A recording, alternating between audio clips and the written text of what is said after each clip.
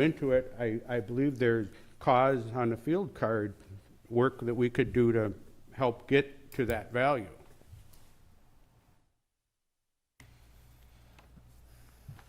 Does anybody want to look at the property? I mean, I got the MLS number for that $700,000 house if you want to look at it.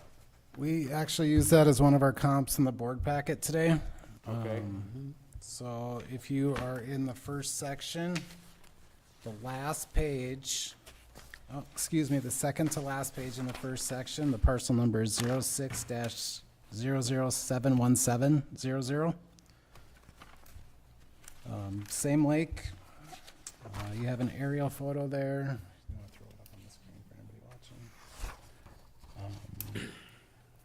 We currently have that parcel valued at $637,900. It has 250 feet of lakeshore. Approximately half of the parcel is very wet, very low. So we consider this a comp as well. Yeah. Not unlike your appraiser or your CMA that you provided. One thing on the CMA, Patty, if you want to go back on that, second page. The CMA provided a range of values from 555.6 to 700,000. The county currently is valued at 604.9, which is well within that range provided by this market analysis. That's the averages. Those are the market averages. That what the recommendation in the CMA is based on comparables, market values should be 545 to 575. But I want to point out there's a mistake in this CMA. She used 1,500 square feet for my house, and it's only 1,288. And so those numbers are high. They should come down. And that's why I'm at 530. And I would have gone to just flat out 500 based on the other CMA, because that's what Brandon Kelly, who sold that $700,000 house, said. And, you know, Lou, I want to thank you for coming out on my place on Memorial Day and walking it with me. And I don't know if you remember, but when we were done, I asked you what you thought the place was worth.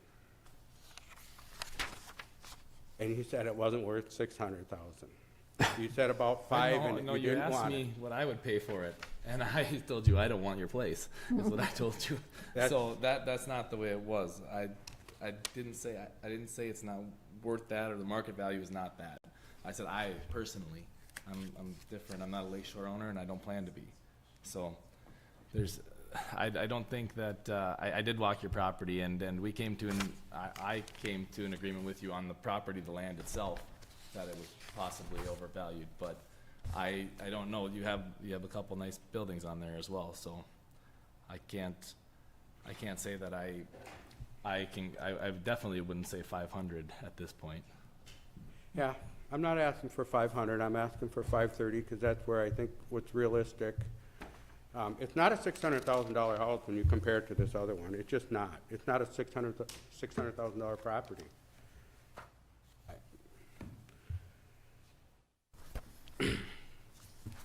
Is that other one in the book?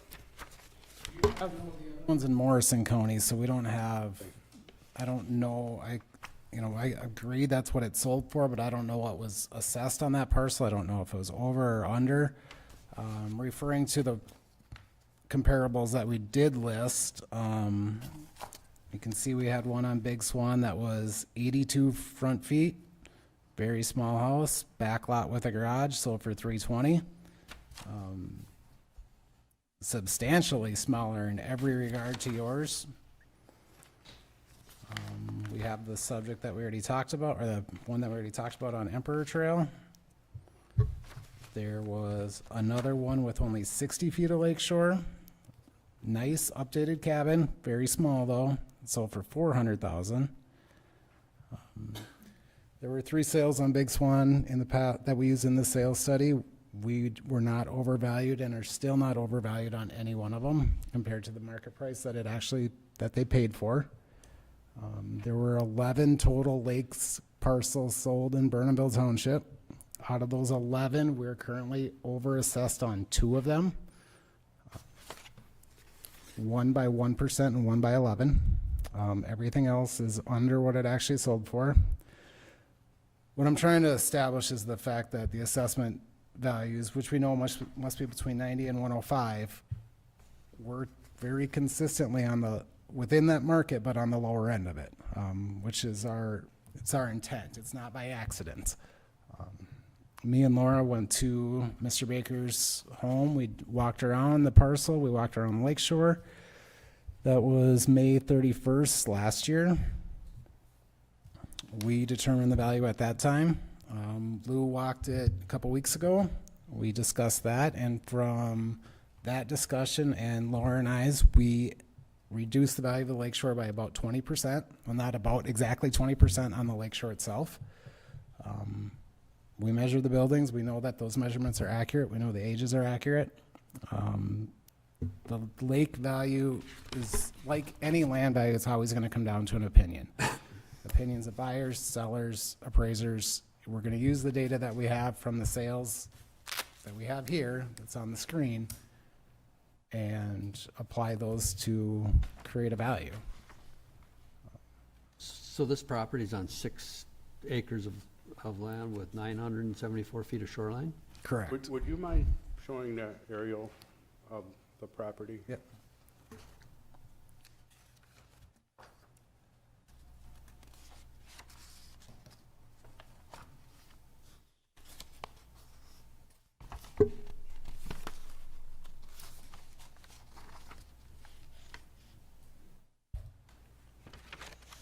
This is taken off of our GIS website. The highlighted teal area is the parcel in question. So, if I may, I'd like to talk a little bit about the property.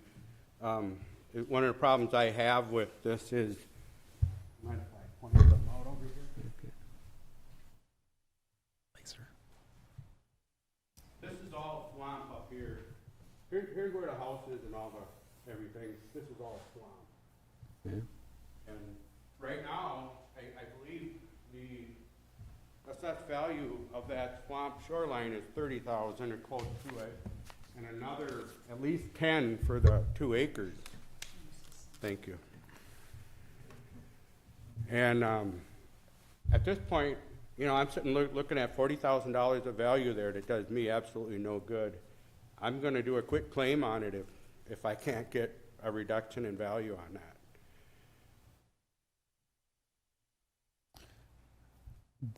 Each lake is assessed by the front foot.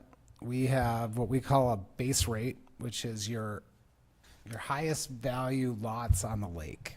For Big Swan Lake, that first 100 feet of good lake shore is $1,400 per square or per front foot. On this picture that you see from the dock going north, that lakeshore is valued at $37.80 per square or per front foot. That's 2.7% of the good stuff. So basically, we're taking off 97% of the value on half of the lake shore. So when we look at the total lakeshore, we have that half accounts for $29,300 worth of value. That's just a lakeshore though, right? That's just the lakeshore going from the dock north. North. That's not the, Everything south of that is, I can do the math, but approximately 142,000. So proportionately, it's very small considering how much room there is there. I fully understand that you can't build a second house on that little piece. Does that piece have $29,000 worth of value? I believe it does.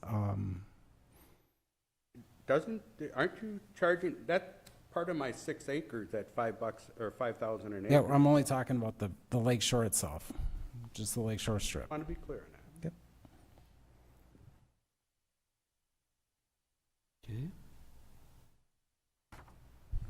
So is there cattails out in front? It gets very mucky this time of year. The muck is already starting. Okay.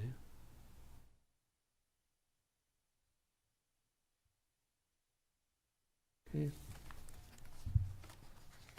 What's the board's wishes here?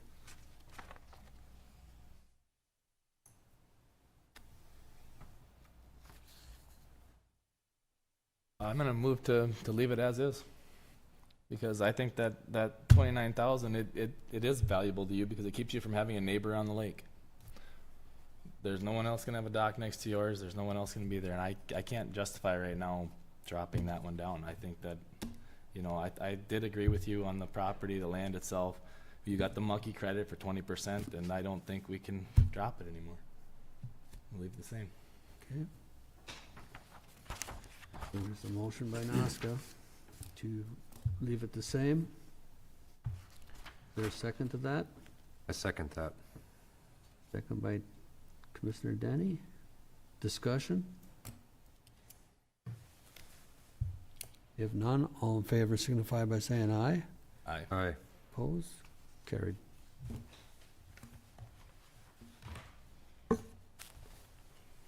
Thank you. Thank you. Thank you.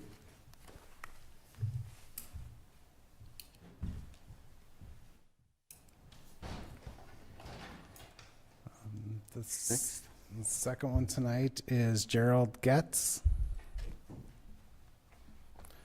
As Mr. Getz comes forward, he owns 3 parcels in Long Prairie City. Parcel numbers 36-01, 01900, 36-0102000, and 36-0102-100. Go ahead, sir. All right.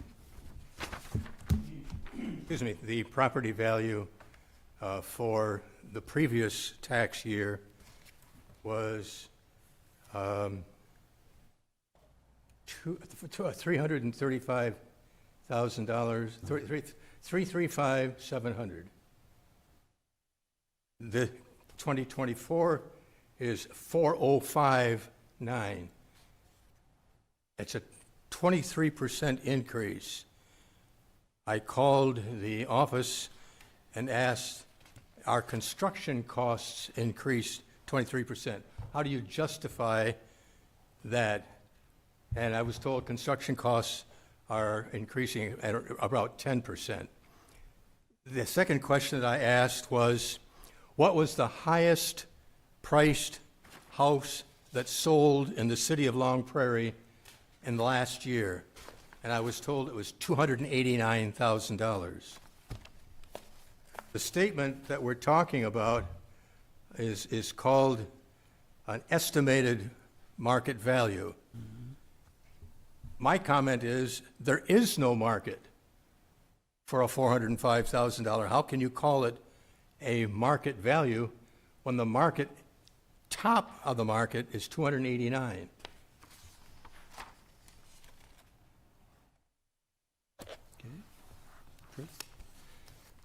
Well, a lack of sales does not indicate a lack of market.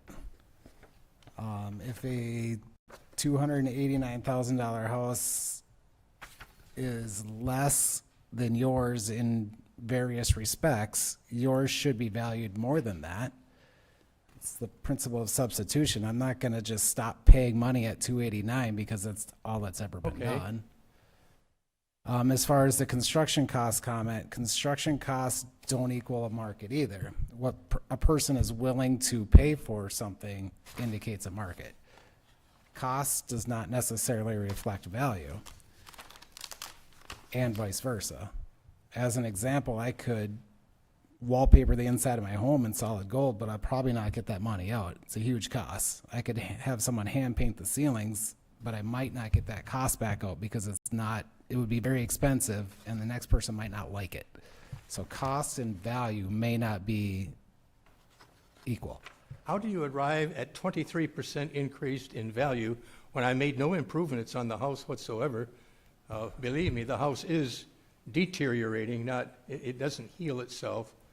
No, depreciation has increased in the past 12 months. 23%? Physical depreciation is a reduction in value. The market itself increased at a much greater rate than the physical depreciation of the home. No argument, no argument. If My you- argument is that $405,000 for any house, well, not any house, for a wooden frame house in the city of Long Prairie is unrealistic.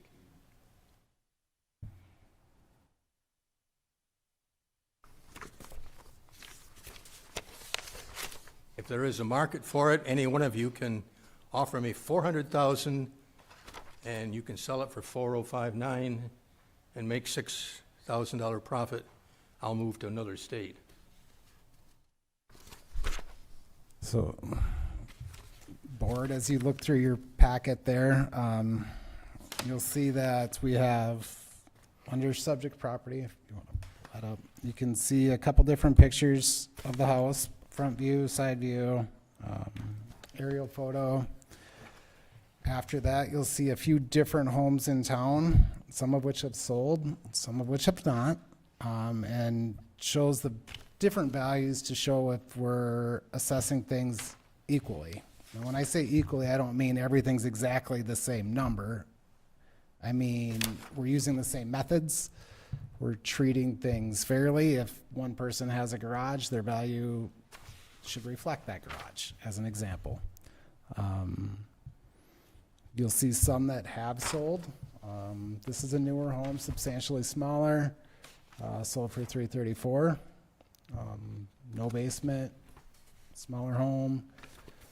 This is a 1977 Rambler, recently remodeled, sold for $227,000.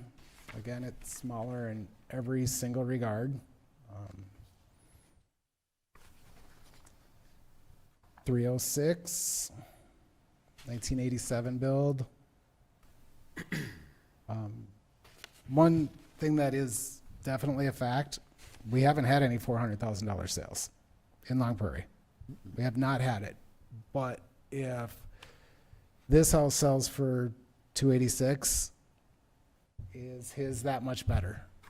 That's really the entire question. We don't have, and probably never will have, sales of identical homes in a subdivision cookie cutter scenario. So we will infer things from the market and make adjustments based on the different physical attributes and location that a property has.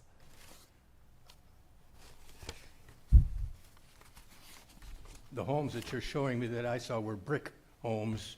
Mine is There, not. there is a little brick veneer on the front. One has some faux rock. One has one gable end that has, it's a face rock. It's not a brick home. It's an attribute.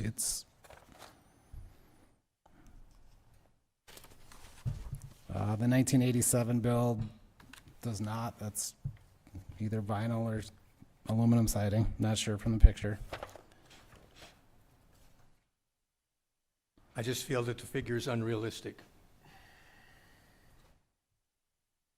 Called it estimated market value, and I think it's unrealistic. Do you want to pull the field sheet up? Can you flip to the second page? Flip it right there. We have first the sketch of the home.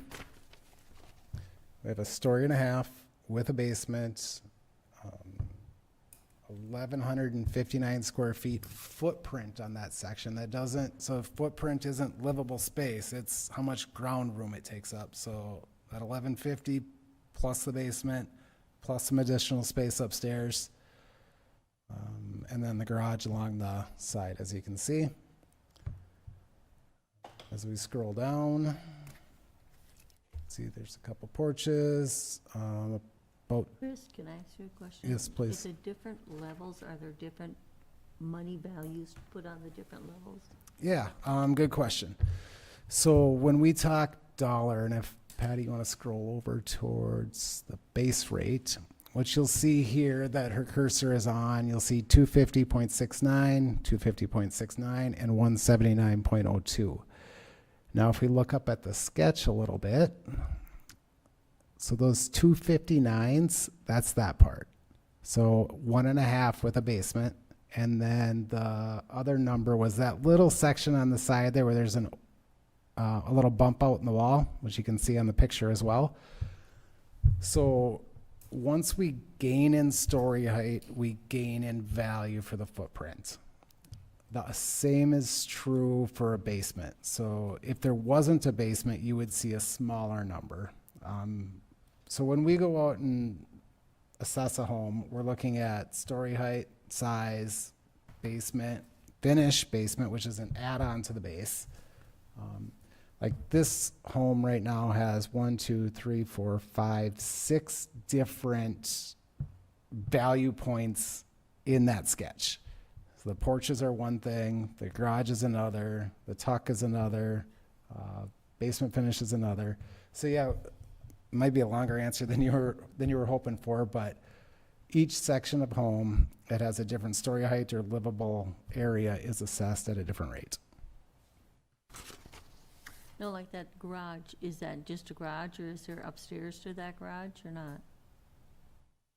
We do not have an upstairs. I recognize that it's a very steep roof pitch, but Yeah, we're it's not just- recognizing livable area in that section of the structure. The back part where you see 1.5B, so that, the home goes all the way through the long side of that L. So every bit of garage that we're assessing, you can see in that picture. So it stops there.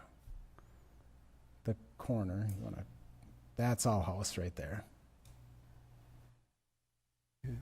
With a garage door in the basement. So that would be the tuck under portion.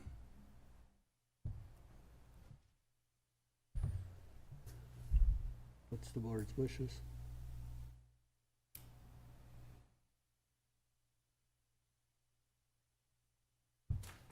We made discussion earlier that, we're not realtors up here, so we're just. I understand that. Thank you for that. The larger value homes they're tough. When the market changes, as we've seen in the last couple of years, or as you know, the market's been increasing 10, 20, 30% sometimes in some locations.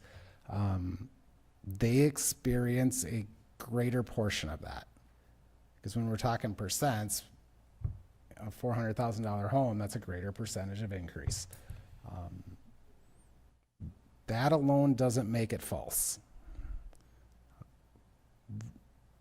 We haven't had a $400,000 sale, but the properties that have sold have still been selling at an amount greater than the assessed value, which tells us that the market has still increased in the past 12 months. I don't see anything that we're doing incorrectly on this parcel. And that's what I'm looking for. Are we assessing it in a different manner? Are we trying to use an income approach or a cost approach rather than a sales comparison approach? Do we have, is the same person assessing it?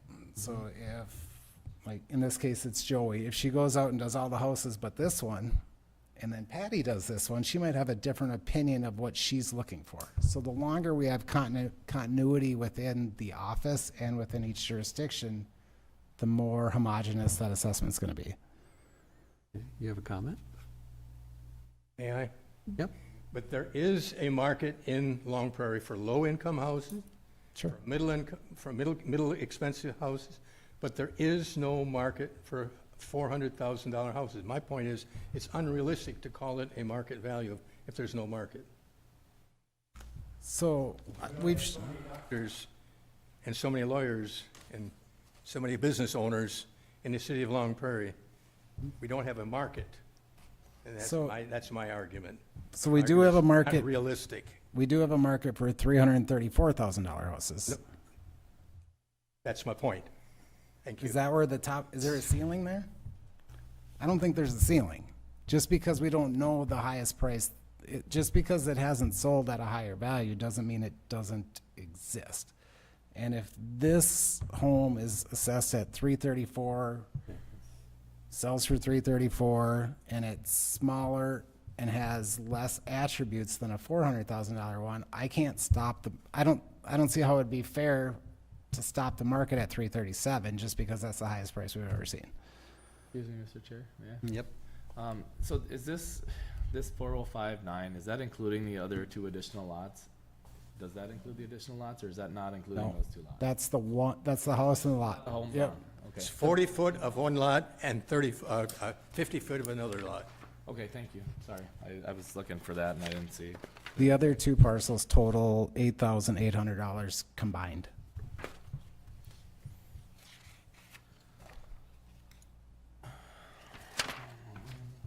What's the board's wishes?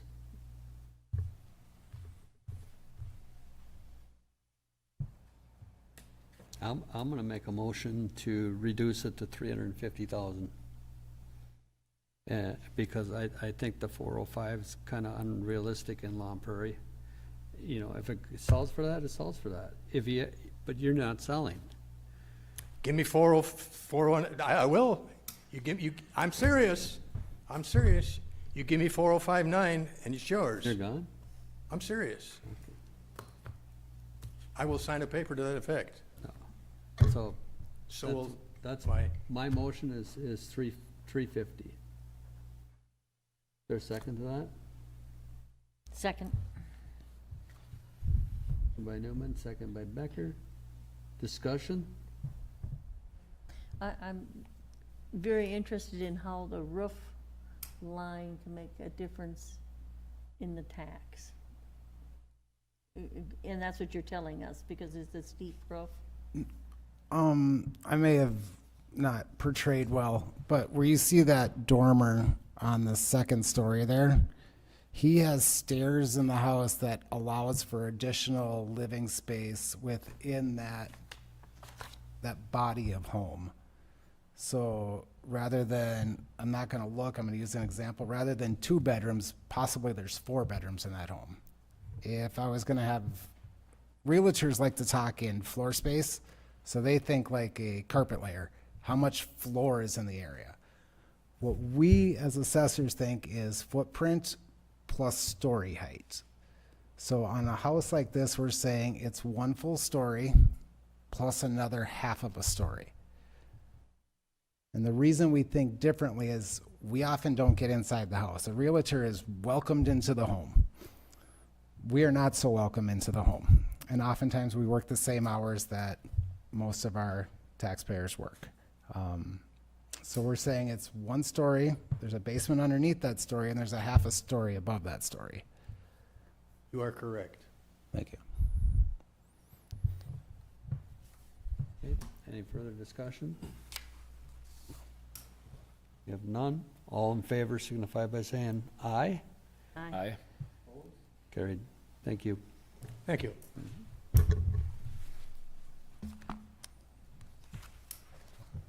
Next is Stephen and Sherry Johnson. This parcel's in Burnhamville Township.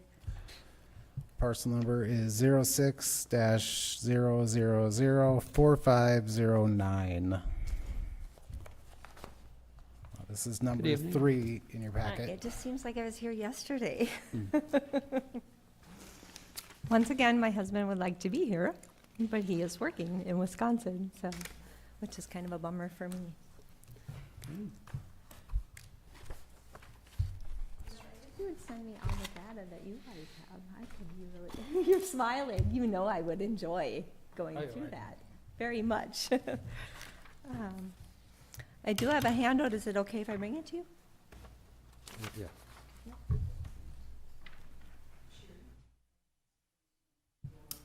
I love doing that, but okay.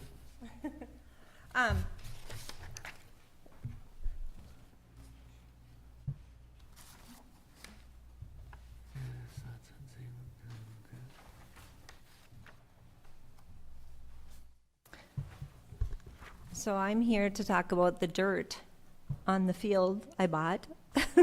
Only the dirt. As you can see in the picture, we put up a shed, which was allowed. So in my calculations for y'all to look at, I took out the shed. So in 2020, the county said it was worth 29,000. 2021, 34,400. In 2022, 66,900, which we paid 62.5, which last year Chris said, oh, we went a little high, and I said, yes, thank you. And then last year, or this year, I should say, 2023, we're at 175,800. But if you take out what they said the shed was worth, it wasn't quite done at that point. The dirt went from 66.9 to 137,100. And now for 2024, we're at the 218,200, which I think is a wonderful number. If there was a house sitting there, I'd be right with ya. So they added another 7,000 for the shed, so that put the shed at 45,700. So that's making the dirt that we bought for 62.5 at 172,500. And then I gave you our breakdown, making our increase for next year 25.8%. Although my huge concern is the 2023 increase of 105%, which means over 2 years, our little dirt went up 130%, 130.8 in 2 years. And I guess I'm just coming before you to say, in our opinion, it's not reasonable. That's just really huge increments. Okay. So I'm just here to say, what do you guys think is reasonable?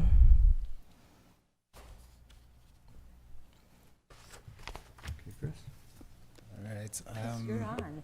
All right. Thank you. Take over. If we look at the packet you have, the first sheet is the field card. The field card will show that the lot, dirt and lake, is worth is valued at 171,300. The shed is 46,900 for a total of 218,200. You can see the lakeshore values all itemed out there, and an electric site for the $4,000 there. The back just goes into a little description about the building itself. 2021, 54 by 30, pole style, electric and concrete within.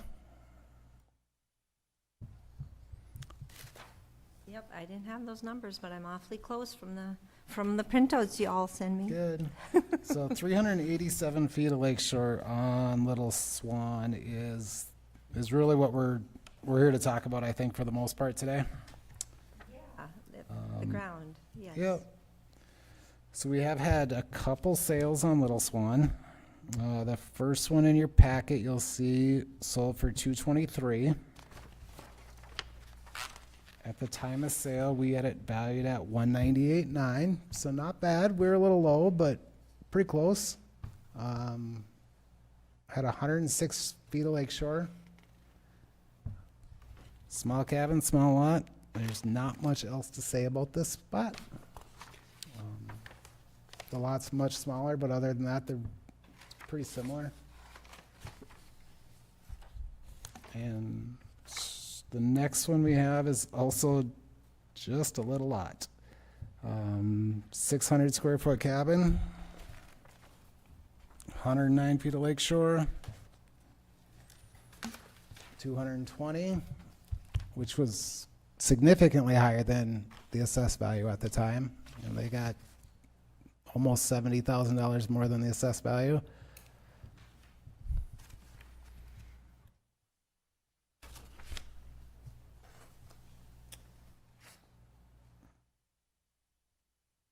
So that cabin is 600 square feet. This shed, which I'm fully acknowledging is a shed, is 1,000 square feet bigger. The lot's bigger. The shed obviously doesn't have the finish as the cabin. It's newer, but it doesn't have that same amenities that a cabin would. That being said, there's 3 times as much lakeshore here. So What's the depth of that lot? that in here? Let's pull it up on the map and let's measure it in front of everybody.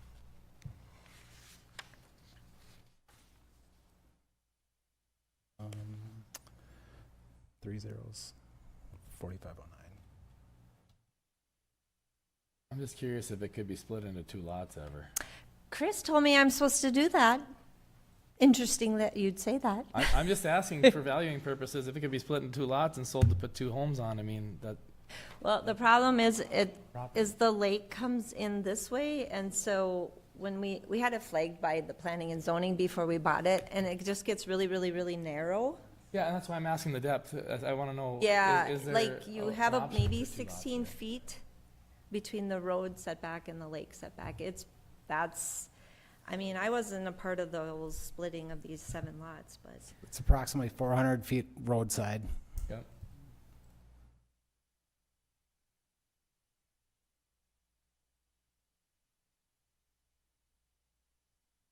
147 from lake to lot line next to the road. And the building setback on that one is. That, is that it 100? 33 It's 100 from the feet, road, yeah. 53, I- 100? I'm just trying to figure if it's doable. Because I mean, if it is actually splittable into 2, I mean, it really does increase the value of that property. And I don't know, we'd be planning. and I zoning don't know to the tell me. story behind it. I just know that the family, I don't know if there's 10 or 12 kids, made 7 lots in this area. And back in 18, I mean, they had it listed for 2 years for 100,000 and it wouldn't sell. But I think the county had something to do with them making it the shape it is. Okay. I don't know that history. Okay, well, I don't either. I don't know, it's platted. I don't, Yeah.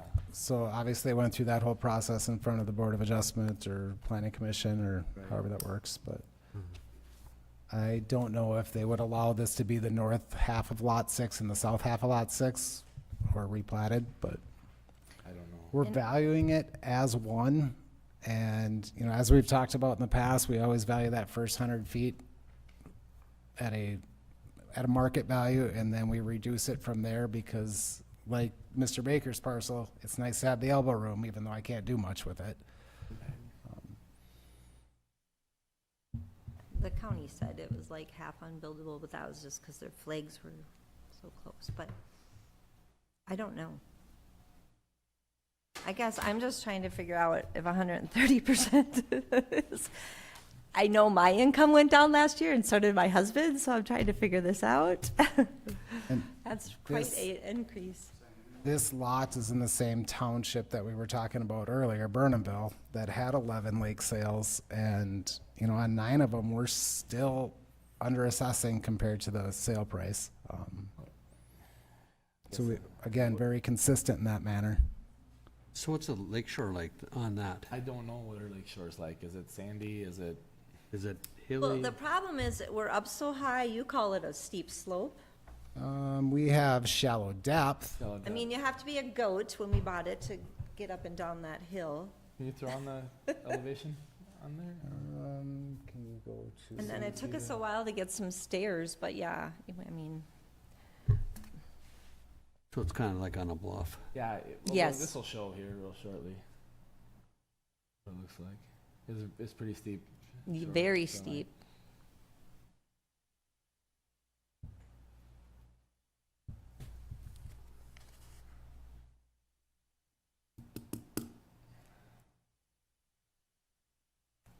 Steep lake shore, level lot.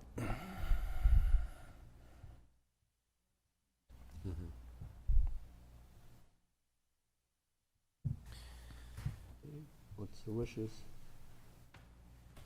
Yeah, I know you're looking at me. Are we Sorry. missing somebody? Is that my, Yeah, we are missing some. we're missing somebody.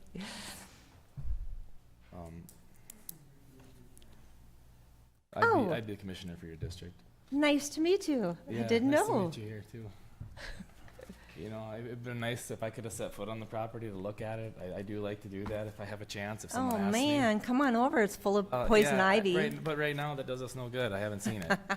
Oh, no. So, You know, the property value, I understand what you're saying about how it jumped. I feel like we were undervaluing properties back in 2021 and 2022, to be honest with you. So, yeah, you think it went a huge jump, but maybe we were under the market at that time. But this, you know, it doesn't look like for the lot, if the lot were bare at $170,000, that might sell for that on Little Swan. If there was no Chris electricity on it, always no- offers to buy, but I don't see Well, him I write out never his offer to check. buy. I'm famous for saying I would own half this county if I offered to buy. And we live in Todd County too, and I just don't see that I think the bare land under it isn't far off. You know, I don't feel Climbing it's worth at it that for us to adjust percentage? it $5,000 or something. I don't think it's worth it. I'm gonna make a motion to leave it as is.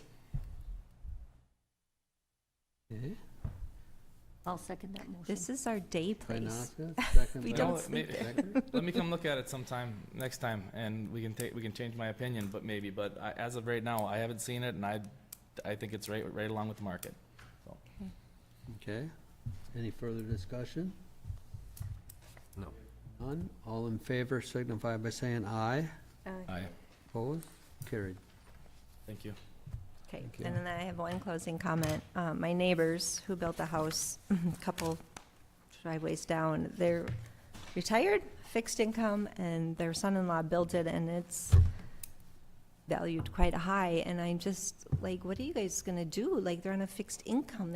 We're taxing them out of their dream home. It's only a couple of years old. It's just, And what are you guys gonna do? I feel for you there, and I do agree with you. Maybe we are, but if we're going by what the market value is, what we have to do. That it's set by the state. It's not set by us.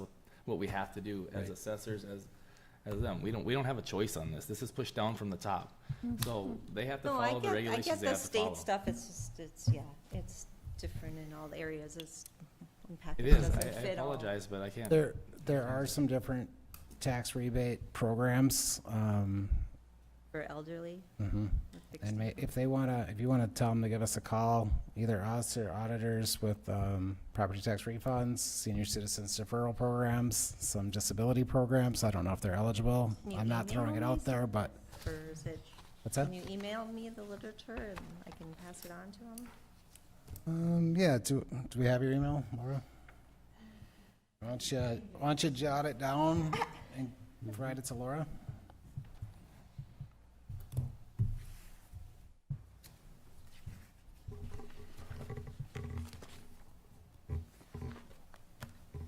And once again, I encourage you to really watch that budget.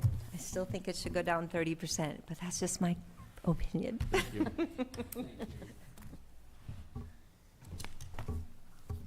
Thanks.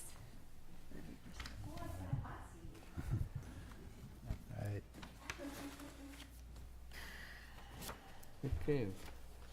Amanda? Yep. Correct? Item number 4.4 is Amanda and Stephen Hinson. Parcel number 36-00-13900, Long Prairie City. Okay.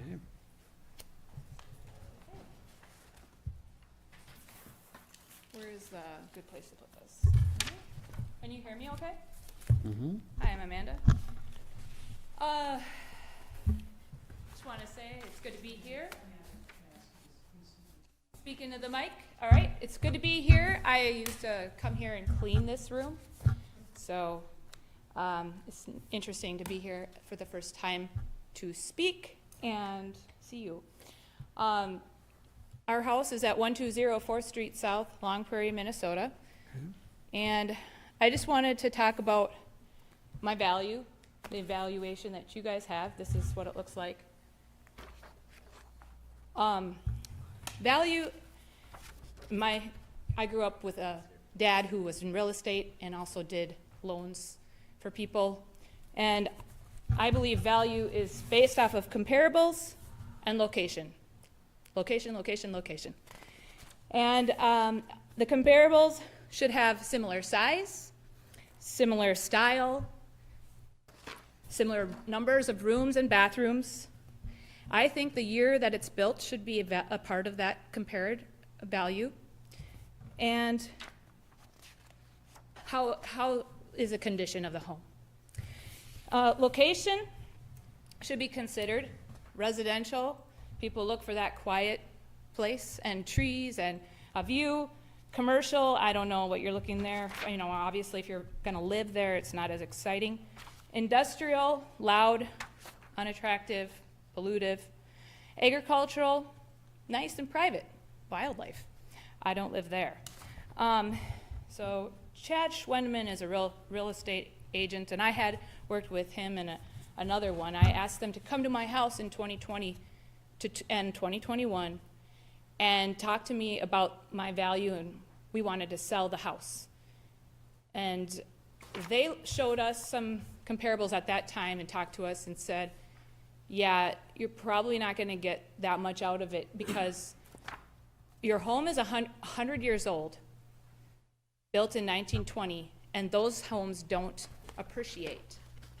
And I said, really? You know, the house Ted Gray just bought, I think he paid $183,000 down the road, and they said, no, you're not gonna get that much. You're not gonna get 150. So I was surprised when I got my evaluation that said it would be 154,800. And so then I just started digging a little bit more. Chad Schwendeman's office sent me, by the way, he sent me an email, said, this was in March 2023, because I have daily emails coming from realtors because I want to move. He said your value is 133,380 as of March 2023, and the highest value was May 2022, which they did say could have been 544. That's to sell your house, not to tax it. So the comparables, what do we got? Interesting thing is, I just moved here in 2015, sorry. 2015, I got an appraisal done by a professional, not done by the county, and it was $115,000. And I have that with me. Wherever it is.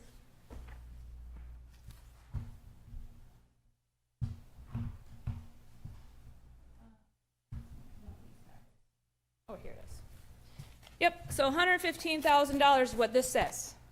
And it based it off 6 comparables. I'm going to talk about the first 3. There's one that was kind of thrown out, and then there were 2 that have been recently remodeled and sold again. So I don't want to talk about those. Because what I want to talk about is how those comparables have changed by the tax appraisal over time. I have the first comparable to my house. We all bought the home at the same time. Oh, and before we go further, my home, as far as I understand, I'm not a lawyer and I'm not an assessor, but as far as I understand, it's not in the realm of the category of a good sale. I don't know, I don't understand it all, but it might be because we bought the home and assumed the special assessments. We kind of tried to do this couple a favor. The house had been on the market for over a year, and they had it listed way over the value. And we bought it for we paid under the $115,000 appraisal, and then assumed assessments on top of that. So I would say it was really mostly worth $104,000, but I brought the ECRV if you need it. So the other comparable homes was, I don't know how you want to know, but 215 8th Street Southeast, I got the whole right up here from the county. And this is the Blease family. Started in 2019 as $80,900 and jumps up to $125,000. It's a $44,100 increase with 55% increase. Comparable number 2, Bravo Hernandez Armando, 19 2nd Avenue South. 2019, it was $68,900. Today, it's $97,500. That's a $28,600 increase, which is only 42%. And then we have Jose Garcia Montanez, 620 4th Avenue Southeast Long Prairie, owning this home valued in 2019 as $79,100 to 2023 is $109,600, which is a $30,500 increase, 39% increase. Okay, that's not bad. Not controversial. Understandable. Number two, I looked at the comparables. I just was interested in how is the county assessing my neighbors because of the location I live in. I would say that all of us neighbors try to keep up our lawns and keep up our homes on the outside. And I know that one home is a rental across the street. One other home across the street is identical to mine. In fact, it was on sale the same year we purchased our house. We went and viewed it. It was that house or our house that we bought. The toss-up came down to some nostalgia, things that were nostalgic to us, that brought home memories for us, because we were moving in to Long Prairie from Russia, where we served as missionaries. So, this other home, which is right across the street from us, is beautiful 1922, was built in 1922, 320 2nd Avenue South. Interestingly, here is their ECRV. It's owned by Matthew Coop Miners. They bought it for $59,900 in 2015. 2015, the same year that we bought our home. I don't know, it was a good sale. It's considered a good sale. Mine is not. This is something you can use to compare homes to, values. This value started in 2019 as $80,300 and works up to $110,100. And next year, I believe it's something like $130,000, but I'm not really sure. I didn't bring that with me. Oh, there you go. And even when I look at the picture of this home, I literally sometimes go, wait, is that my house? Because they're very similar. And they have central air, they have, so they have air conditioning and they have heating throughout, and we have radiators. Okay, so nobody in Long Prairie knows how to fix radiators, unfortunately. So if those go out, we have a heat source. We did rebuild our chimney, and you can see that. Everyone knows that building that was rebuilt so that we could heat our home, because nobody knows how to fix the radiators. Everything on this home costs money because it's 100 years old, and that's why they don't appreciate. Okay. I went down the whole block and just looked at everybody else's house and their values. Carlos Pesqueda, I'm just going to tell you the increase, $27,200, 39% increase. And he bought his home recently, within the same time frame as mine. Guadalupe Garcia Chavez, a $32,000 increase, which is 38% of the increase of the appraisal. Also new to town. We all like this town. This whole thing flipped. I think it's because of the road assessment. Anyway, and then I just wanted to see Kirk and Jane Olson. And they have no history of sales, and all that data's gone. But their home was built in 1912, unlike the homes I just mentioned to you, which are newer. Those, their assessment, interestingly enough, has gone up 53%.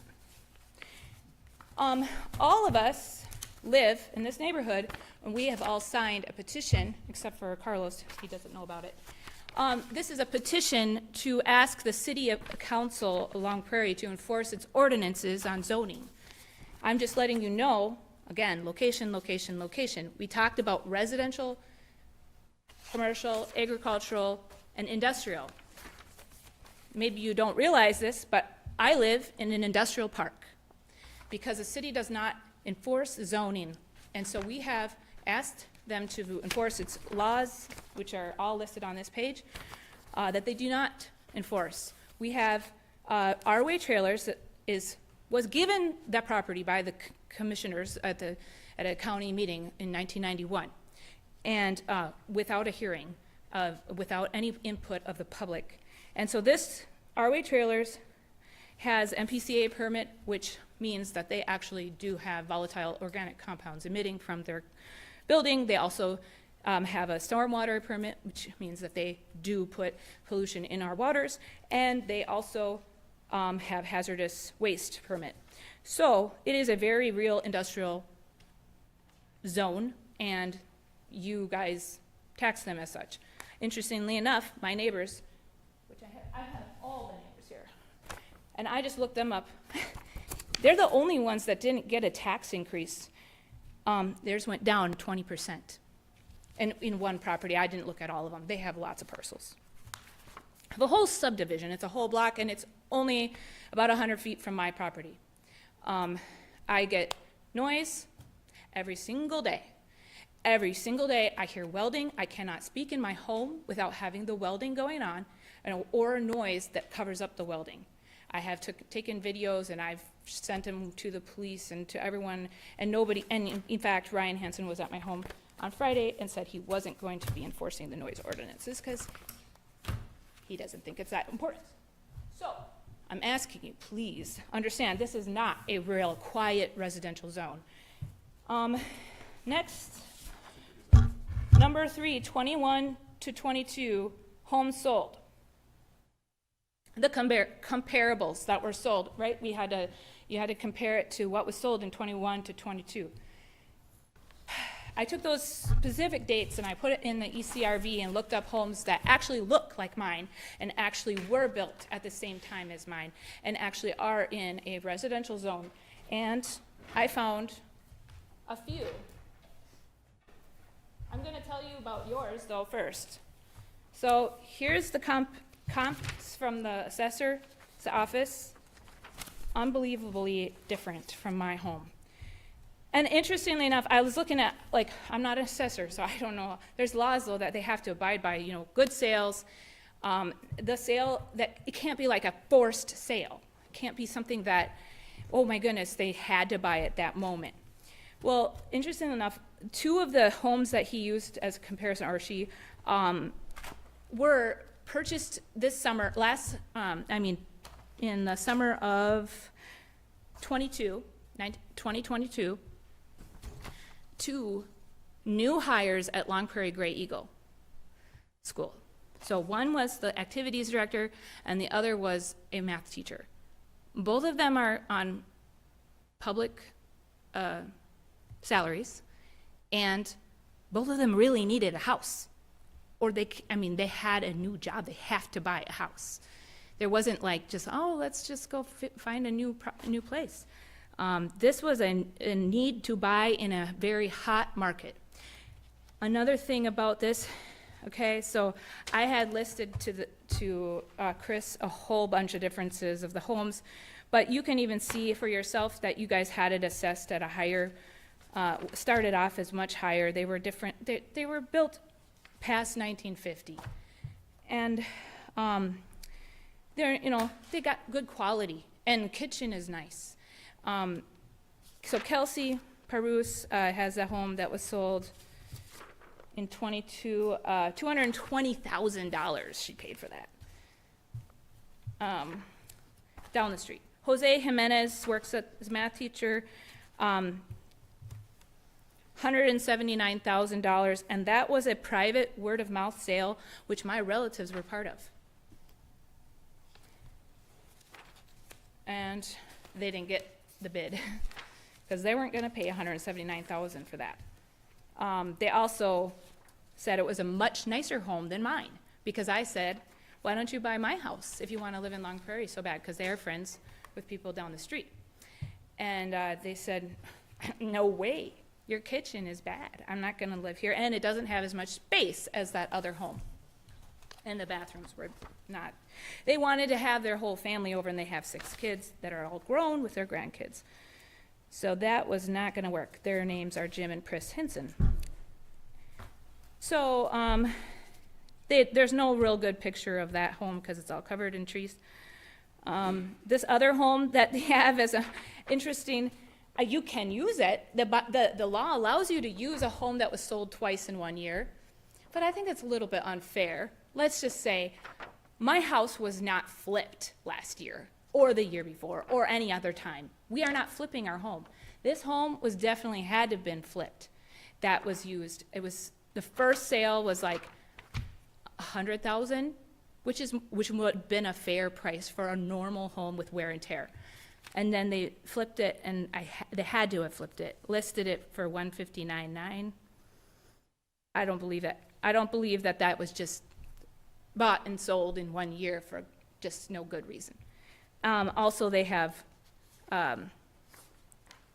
the central air, which we will never be able to have. And then my friends, the Keens, they sold their home here for $183,000 down in the corner. My kids have been in the home. They said it's much nicer. It's not even close to looking like mine. And it was built in 1940. You wouldn't compare my house to like the Pesquedas, which were built in the 1940s too. Okay, so I think you get that point with that. I got all the other comparisons. Amanda, we are on a I know. schedule though. Last point. You got the location. We're near homes, but we also are in industrial, and the softball field is sagging unattended fence.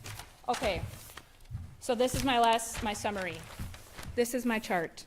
This is what my value was by the appraisal that was done by a professional independent source, $115,000 in 2015. And we bought it for less than that. No matter how you look at it, we bought it for less than that. Now you guys say like it's like a 3 years difference as far as how when you catch up, you compare it to the price you paid, and that's like gonna happen down 3 years down the road or something is what it was explained to me. Okay, so I put it down here as, this is your valuation through time for my house, okay? So, and it just jumped up, and guess what the difference is between 2015? No, so what did I do? From the beginning, from 2018, 84,400, so to 2024, I did the difference. That's $70,400. That's a 64% increase. I have the biggest jump on the whole in the whole block down the street all the way to 287. That's my closing, and I feel like what we should be getting valued at is this, what everybody else has said, that the realtor, as what all the other comparable homes are similar to, is around 135 at the top. 130, and that's a 30% increase from my purchase price. Well, that's because, and that makes sense, because inflation has risen about that. And I did the math on that too. Okay, Thank you. Chris? Thank you. As we're talking, I want to direct you guys to the comparable properties section in your handbook.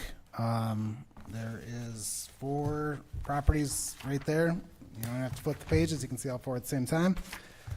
As you're gazing at those, a couple points that I noticed in the conversation. Amanda brought up 5 or 6 different parcels. I was quickly jotting down the numbers she gave that were 42% increases, 39% increases, 38% increases, 33% increases, and a minus 20. The subject property itself was 34.6, so it would be the least out of all of those, with the exception of 2. I'd like to look at that minus 20. I have a feeling something happened there. The average increase on this parcel was 7%, 6.9% per year. From the 2015 appraisal, professional appraisal, compared to the current assessed value, is 6.9% on average per year. Now, if we look back at our current market, this is a very, very reasonable number. Another property that was spoke about was the neighbors across the road. Said identical, looks the same, feels the same. The neighbor's parcel is 840 square feet. This house is 1,008. The difference is exactly 20%. The neighbor's value is exactly 20% less than the subject parcel. What I'm showing here is consistency within assessment. They are treated, they look the same, they feel the same, but one is definitely smaller and it's assessed as such. All four of the subject property, or the comparable properties you see on your sheet, $220,000, 155, excuse me. Built in 1914, very similar year. 165,000, built in, these are comps. When was built in the same year that was your I said a comparable? similar year, 1914. Which one? Parcel The number. one that that flipped? Number 36-00552000, sold May of '23, so very recent sale at that. The one that got flipped? Wait, I thought you were supposed to do it based off of the 2020. I'm just showing comps right now. 2021 to 2022 is what it's supposed to be comparable to. Did you say 002460? Excuse me? Was that the parcel? Which parcel? 55200.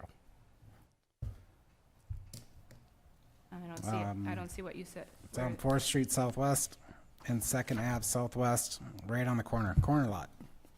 I don't see it in my comparables that you sent me. You can flip the page and see 4 more comps. So we do have comparables in our book right now, what we're looking at. Yep. And if you look at them, you know, that 154.8 is not unrealistic. And especially in the city of Long Prairie, you know, where you're looking, homes don't, if this home come up for sale tomorrow, I think it'd be gone in less than a week. Less than a week. I We don't- get I don't 50 know about that sales. if you disclosed that it was in an industrial park.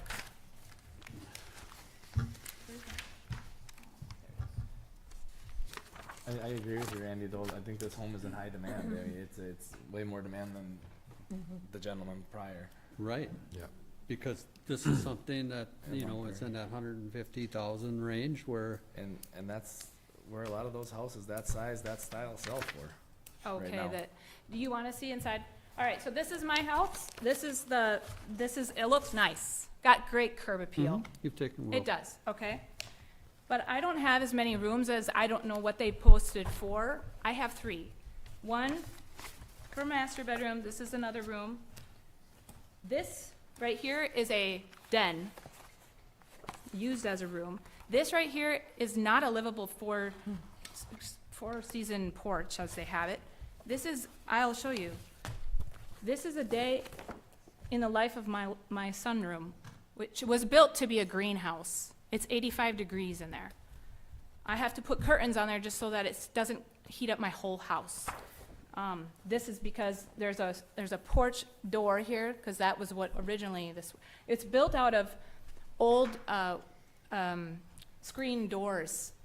And I've tried to get somebody to come and fix the windows, and I can't. That's what I mean, is this house can't be fixed. I'd have to remove all of that. This is my finished basement. I don't know where, someone said it was half finished, part finished, whatever. It's not finished. I put some rugs down. It's not finished. This basement, It's not assessed as, sorry to interrupt, we have no assessment saying finished basement Okay. on this parcel. good. And then there's a room and a bathroom. This has a bathtub right there, and that's the only room with a bathtub or any kind of place. This is my living room. That's my best part. And my dining room, which has got the old, wainscot.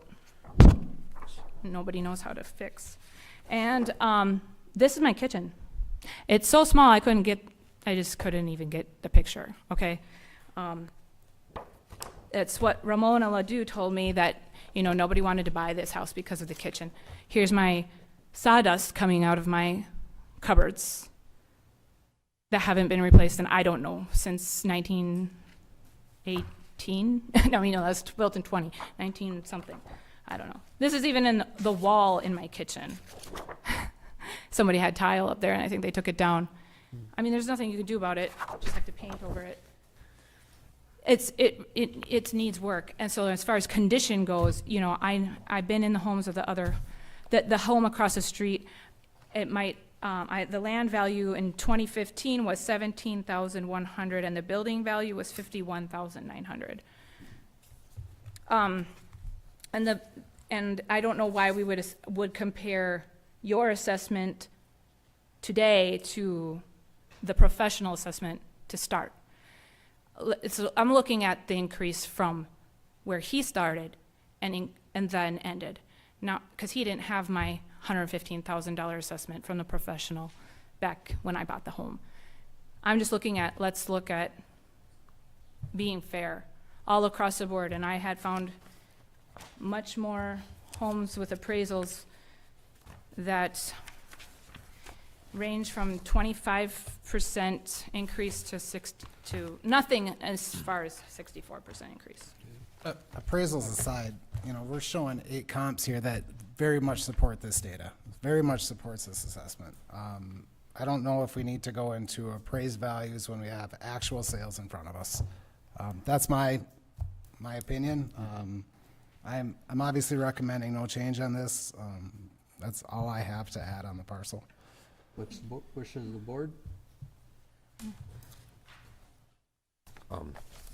You mentioned you wanted to be fair, and Chris provided information that the sales, the 20% difference between you and the neighbor. So I think his formula it's proven as being fair. So Oh, I found other homes that were sold at the time the time frame that is set by on the equalization, whatever it was, valuation. I found like I said, I found other homes that were sold at the same time that matched the model and the year, and they were not used in their comparables. I wonder why, but I have those here, and I just got to find which one. well, I'm just saying right now, Chris and his staff for this evaluation has been fair. His formula's fair, and then, His formula is fair, but he didn't use it. There were other comparables he could have used. For example, Itzel Barrera, 425 Southeast 6th Street, 3-bedroom, 1 3/4 bathroom, lot, 0.33 acres, built in 1916, sold 2/28/2022 for $76,500. There were 41 residential sales in Long Prairie in the last sales study. We use them all. We use all the ones that are market analysis. What we're providing you today isn't 41 sales. It's Nancy eight, Contreras Perez, eight close ones. built in 1920, May 2nd, 2022, sold for $157,500. It was a 3-bedroom. It has a full finished attic, 3 garages, and a large lot. And Rafael de la Cruz, I don't understand that house. It looks like it's a multifamily, but it's being done as a residential. Sold in August 2022 for $98,000, built in 1905. And it's got very little information on anywhere to find. Okay. Jose I'm gonna R. Roya stop you. Morelos, Raisa Santana The board's Marola. we're gonna discuss Okay. this. Thank you. Okay, Tim. like I said, I stand with Chris's formula and stuff, and he's provided more enough information, for my opinion, to be made that we go forward with make a motion for no change. Okay, I'll second that. motion by Danny, second by Nazca. Discussion? I'd like Yep. to say something, if I could. Okay, I don't think we're disputing, the fairness, kind of what you said, of the formulas. Obviously this stuff has been tested, but I think Amanda here, she spent well into the night last night doing a lot of research, and I think she's provided at least enough evidence to not just, strong word, I'm not saying you guys are like dismissing her or what she's saying, in a negative way, but I think she's provided enough ample evidence to at least say, there's probably a range here, that we can come to somewhere between what she's saying and what you guys are saying, oh, we'll just accept that. Because you guys have said you agree with that, but you haven't really provided, as much in-depth analysis as she had. And I think she has a lot of evidence. Maybe, maybe not everyone agrees that the value has to go all the way down to 134 or 5 or whatever it is, but I think with all the stuff she's provided, in contrast with kind of more of the same, which is not bad, and I think it's, you guys, I I think it would behoove you guys to, you know, give a little on that in recognition of, I think this is a lot of stuff here that you can't, you know, no one has been able to, I don't know, disprove or provide evidence that contradicts this stuff. I'm not, You guys just say, we're just gonna set it at 150. I'm not taking away from the fact that she did her homework. She did. We appreciate the research. But I have a book here of proof that Chris has, and his team put together to show us where my decision comes from. So again, I'm not taking away from the I credit. don't have that book. I I only have appreciate that. 6 of the You've 8 seen that the you same said. things on the number. I stamped my motion, so. Any further discussion? If not, all in favor signify by saying aye. I Opposed? Carried. Thank you.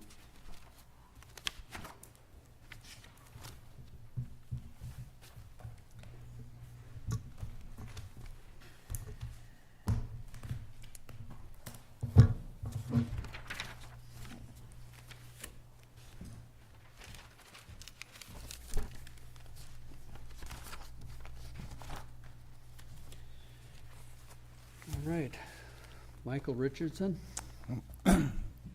Excuse me. you here? Yep. Item number 4.5, Michael Richardson, Burnhamville Township, parcel number 06-0006401.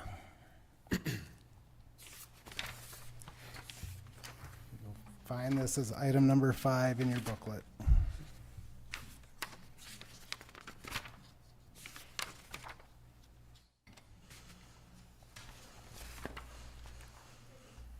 Good evening. Michael Richardson.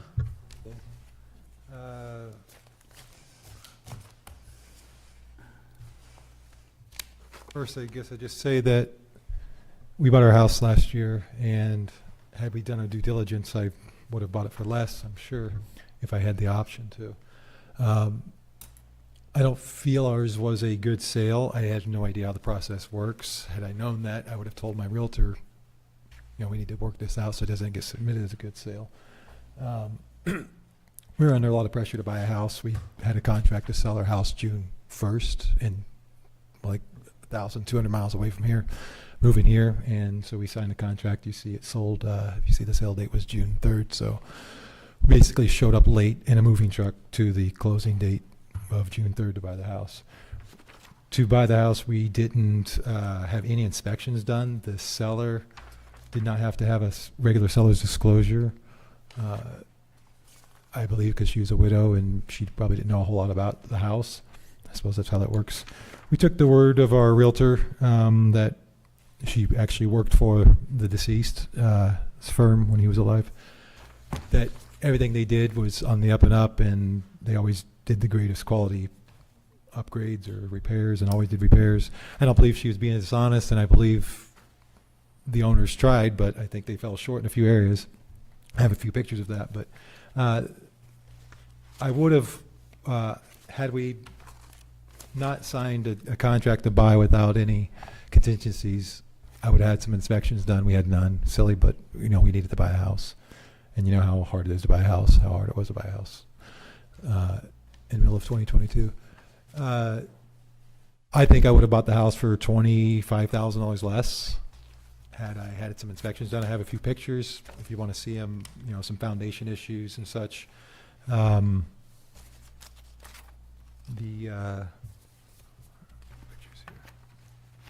here. I was working with Chris a week or two ago on some of the condition stuff, and but the house itself is not the biggest deal with the value. I think it's the land. So I think we can get the house value down, I would think, quite a bit, just by these photos I have here. But the land itself, you know, when I first moved here, I saw something on the news about Todd County being behind the times on valuations, but I don't think it's all Todd County. It seems like on land itself, if you go down the woods column, extremely high in Burnhamville. It's $4,800 an acre. Nothing else is even close. Up by $1,200 an acre. I think it needs to stay at $3,600 an acre. That's going to be the biggest impact on our valuation.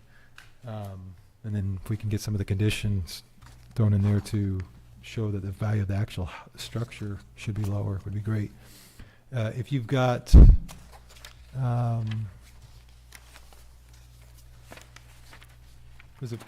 was a comp that we were working on, I think, in Bertram, with 80 acres. It was most like ours as far as the wooded land goes. Do you have that one?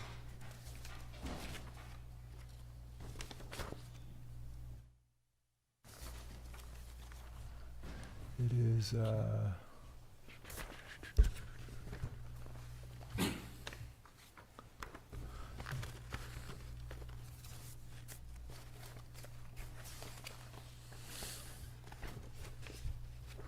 the address is 16435 341st Avenue.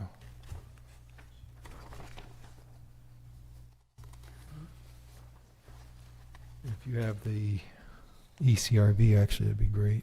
Or I do. Excuse me? If you have the ECRV, I'd love to look at the comparable up to this one property. If I remember correctly, this was the main property that was most consistently like ours as far as land goes. Can I have the copy and then I'll put it in front of the board? Oh, absolutely.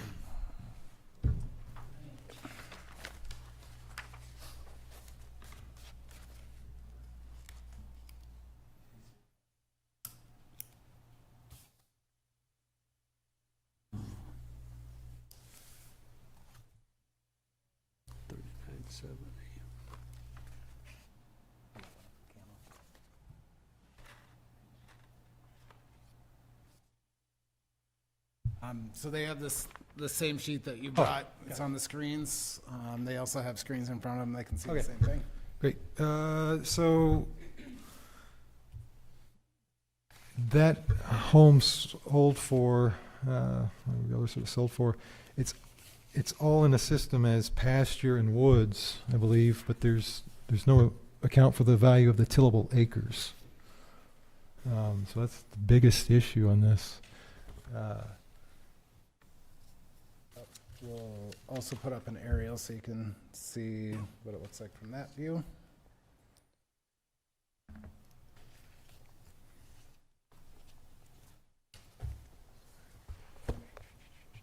The sheet you were just looking at was a sales certificate. It's filed with every parcel that sells in Minnesota. Minnesota's a disclosure state. It says you must report what you paid. And from that, we import our assessment data so we can get a comparison.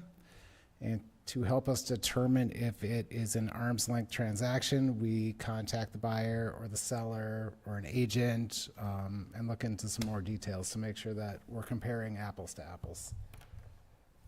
Not to interrupt, just to give some background. Oh, go ahead. So anyway, I guess that's where I'm getting at is, it's all that land, that bare land up there, is considered pasture, which is, if you look at what is the value of pasture there, it's like $2,800 an acre, up from $2,400 an acre. But tillable in 2022, which is 20 acres of that is tillable, it was $4,200 an acre, now $5,200 an acre. So when I calculate what the owner bought the property,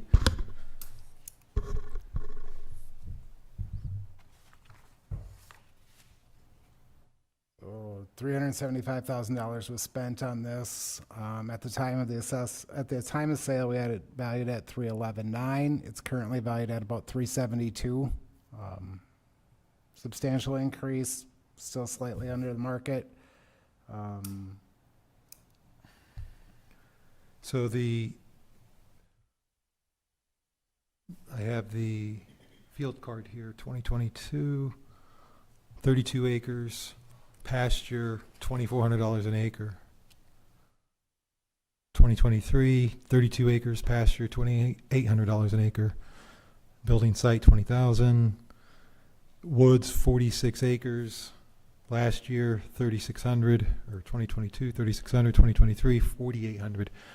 But there's no account for the tillable of 2023 of $5,200 an acre of 20 acres. I mean, there's $44,000 difference there. So if I just change, he bought tillable, it's still tillable. I have a picture of it. This is the picture of it when it was on the market. Looks like cornfields. You can drive by right now. There's crops popping up. He bought 20 acres of tillable, which was worth $4,200 an acre. Now $5,200 an acre. So when I switch those numbers from pasture to tillable, I come up with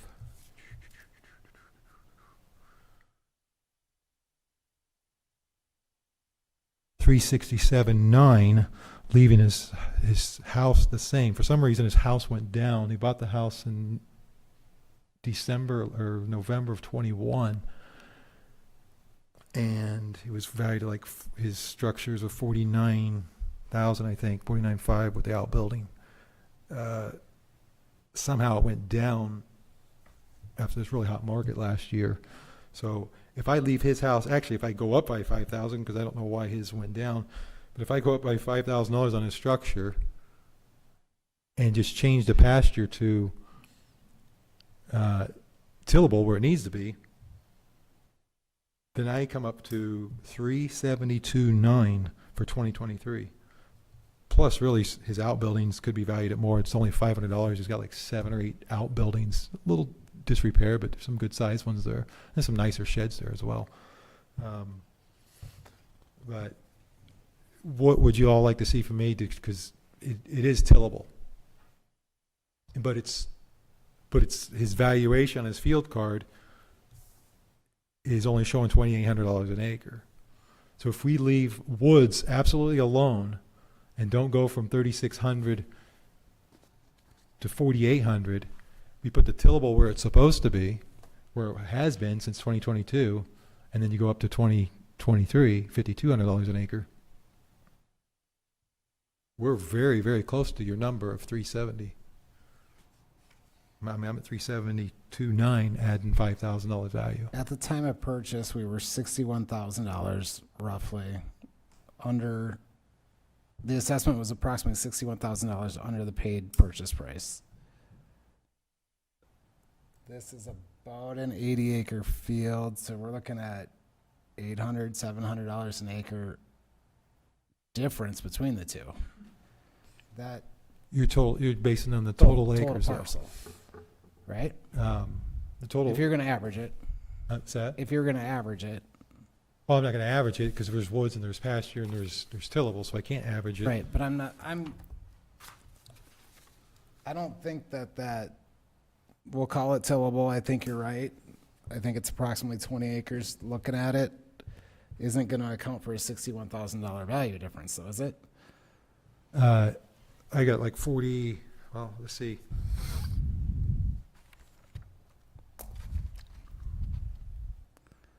It shows just 32 acres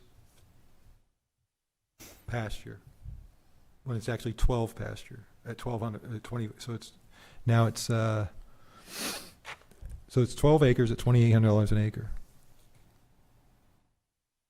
Here, okay, here I believe what, like, the point, if I may paraphrase, just for the time's sake, is what your contention is that we are, because this parcel was misassessed, we misplaced our value on woods rather than tillable. 100%. Huh? Yes, That's absolutely. approximately what you're, Yes, absolutely. okay. I understand and I agree that this parcel should be reassessed to make sure that we have the tillable acres right. What my contention is the difference of 61,000 among those 21 acres, give or take, can't all be attributed to the value of tillable. I know, I think it was like I think the- 44,000. When we look at that total parcel, we're looking at a house, tillable, and a whole lot of woods. So I would imagine that each one of those should change at some point. Now, if we had all of our bits and our pieces right, and other areas to compare them to, we would know or have a better idea of what was attributed to what. I don't know where the tillable comparables Oops. come into. I know This- tillable's gone up quite a bit. I mean, if you look, if again, I'll go back to Burnhamville. How in the world is it at $4,800 an acre? Look compared to all the others. I'll just all these different townships: 2,600, 4,000, 3,600, 3,000, 4,800. Burnhamville, 3,000, 28, 34. Maybe we're behind the times, but I don't think Burnhamville was behind the times because it looks like they're ahead of the curve big time, and there's nothing else even close.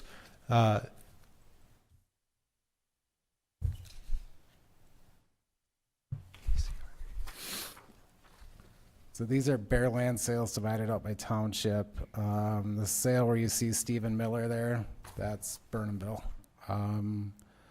Above that would be Berlin. On top, the Mike Van Heel one, that's Bruce. They're alphabetical, numerical, based on township. And in this packet that you received in early April, there was a map in there that showed the distribution of value based on location. If we pull that up and recall, the southernmost portion of the county has consistently brought higher tillable and wood values than the northern. I believe that our bare land sales, Burnhamville is easily one of the higher tillable value townships. And the numbers reflect that, you know, just obviously, this is only 2 sales, and I'm not gonna put my hat on just 2 sales, but this is very consistent for Burnhamville, West Union, Gordon. That southern tier of townships has really good sale prices. And now lately coming up into Round Prairie and even Long Prairie. And as we talked about earlier this year, this Highway 71 corridor experienced a much greater growth in sales price compared to stuff away from that.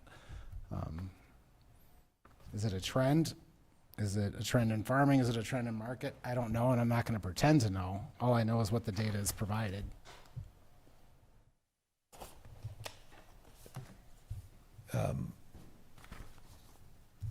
I'll get back to the specific numbers in just a moment. Can I ask why ours wasn't in? So ours is in PT 91. Yep. That is a residential analysis, not an agricultural analysis. Rural vacant to be land with buildings more than 34.5 acres. Is that not us? That is you, but that falls within the PT 91 category. So PT 91 is a combination of other property types. PT stands for property type. Okay. So when we would review yours, it would be a property type with residential homestead and resident or rural vacant greater than 34.5 acres. So you actually have 2 property types going on that one parcel. But mine's not in 95. Nope, yours is in 91. So it's not in 2 types. It's so 91 just says residential less than 4 units and non-commercial. Which is true. Specifically, mine says in 95, which would also be included in 93s, some of them bare land. Rural vacant to be land with buildings more than 34.5 acres. I can't believe that I would buy a piece of property and someone else's just because theirs is ag. Is that right? Theirs has I a didn't understand. Your well, question. I have ours is 90. Ours is in 91. Yep. The comparable that you used, you had one comparable that we talked about the other day that was really similar to ours, the layout and all the woods. His is in 95, and it's the PT 95. That one qualified for ag then if it's. But it's not just ag; it's rural vacant to be land with buildings. Ag more is than the, 30. ag is the driving factor on Okay. on those PT types. All right. Ag or not ag, All and right. then we go from there. All right, I disagree with that. I think, I mean, this is what the state writes, so maybe it's not very Yep, clear. I'm using the same Yeah, one. I I know, totally maybe agree. it's not very clear, but this is exactly what they state. Even beside that, what we paid for ours is nowhere near the $4,800 an acre. And it was in the heart of 2022, higher prices. Yep. Theirs was in, the winter of 21. And you're going to use that value against our value, and ours really it doesn't matter what we paid. Sure it Really. does. I mean, because how do you get to 40, because you can't use mine to lower his, but you can use his to lower mine. So mine really doesn't matter. But since we're not using that, and I'll have to get with the state on that to figure out exactly. Many would argue that the sale itself is its best indicator of market. I would say that's a pretty good point. And, so yeah, how ours went so high from 405 is what we paid for it. And our current value, just shy of 1 year later, is 446.7. Okay, so we were at Proposed. Just to take a step, give the board some background. In your packet, you'll see two field sheets. One says original, one says proposed. Me and Mr. Richardson met a couple weeks ago, and we went through extensively on the land, the building. We talked about different attributes, different sales, the process. And from that conversation, what I was, and still am at this point, would like to propose to the board as a $20,900 reduction based off of the information that I received from him at that day. And you'll see that number on the second field sheet, which is listed proposed field sheet. So that would be a $20,900 compared to his March notification. Yep. That's Right, obviously not that's your where we left. recommendation today. Yeah, That that's was how we mine. left off. And then I was going to email you some more photos, and it was late in the week. I And copied they received those too. Okay. Yep. So email some more photos of the condition of the house.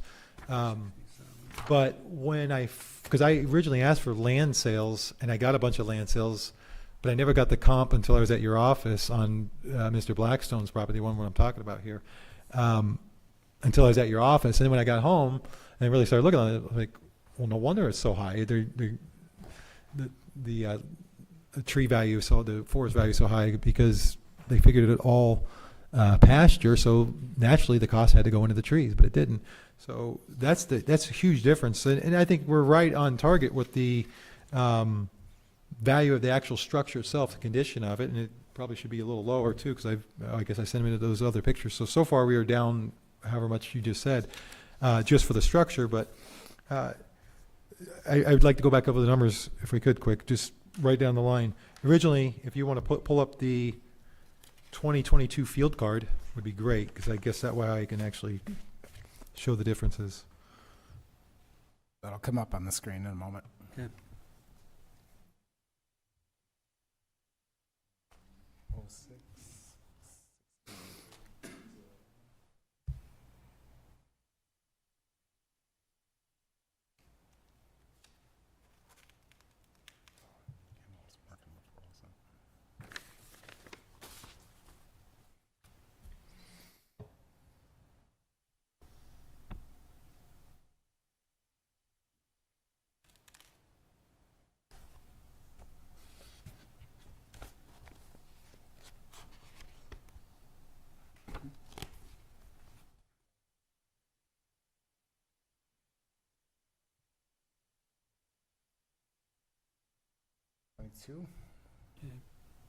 I'm 22 on the sorry, screen I'm very there. sorry. This is on Blackstone's property. So if you could pull up parcel 06003 7200.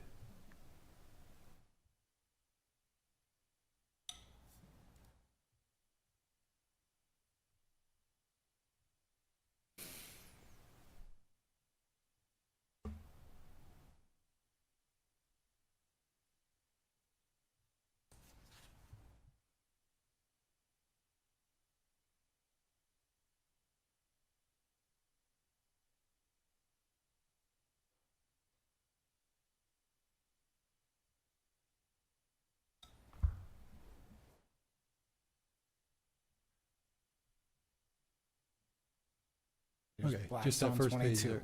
I'm sorry? This is Blackstone's 22. Okay.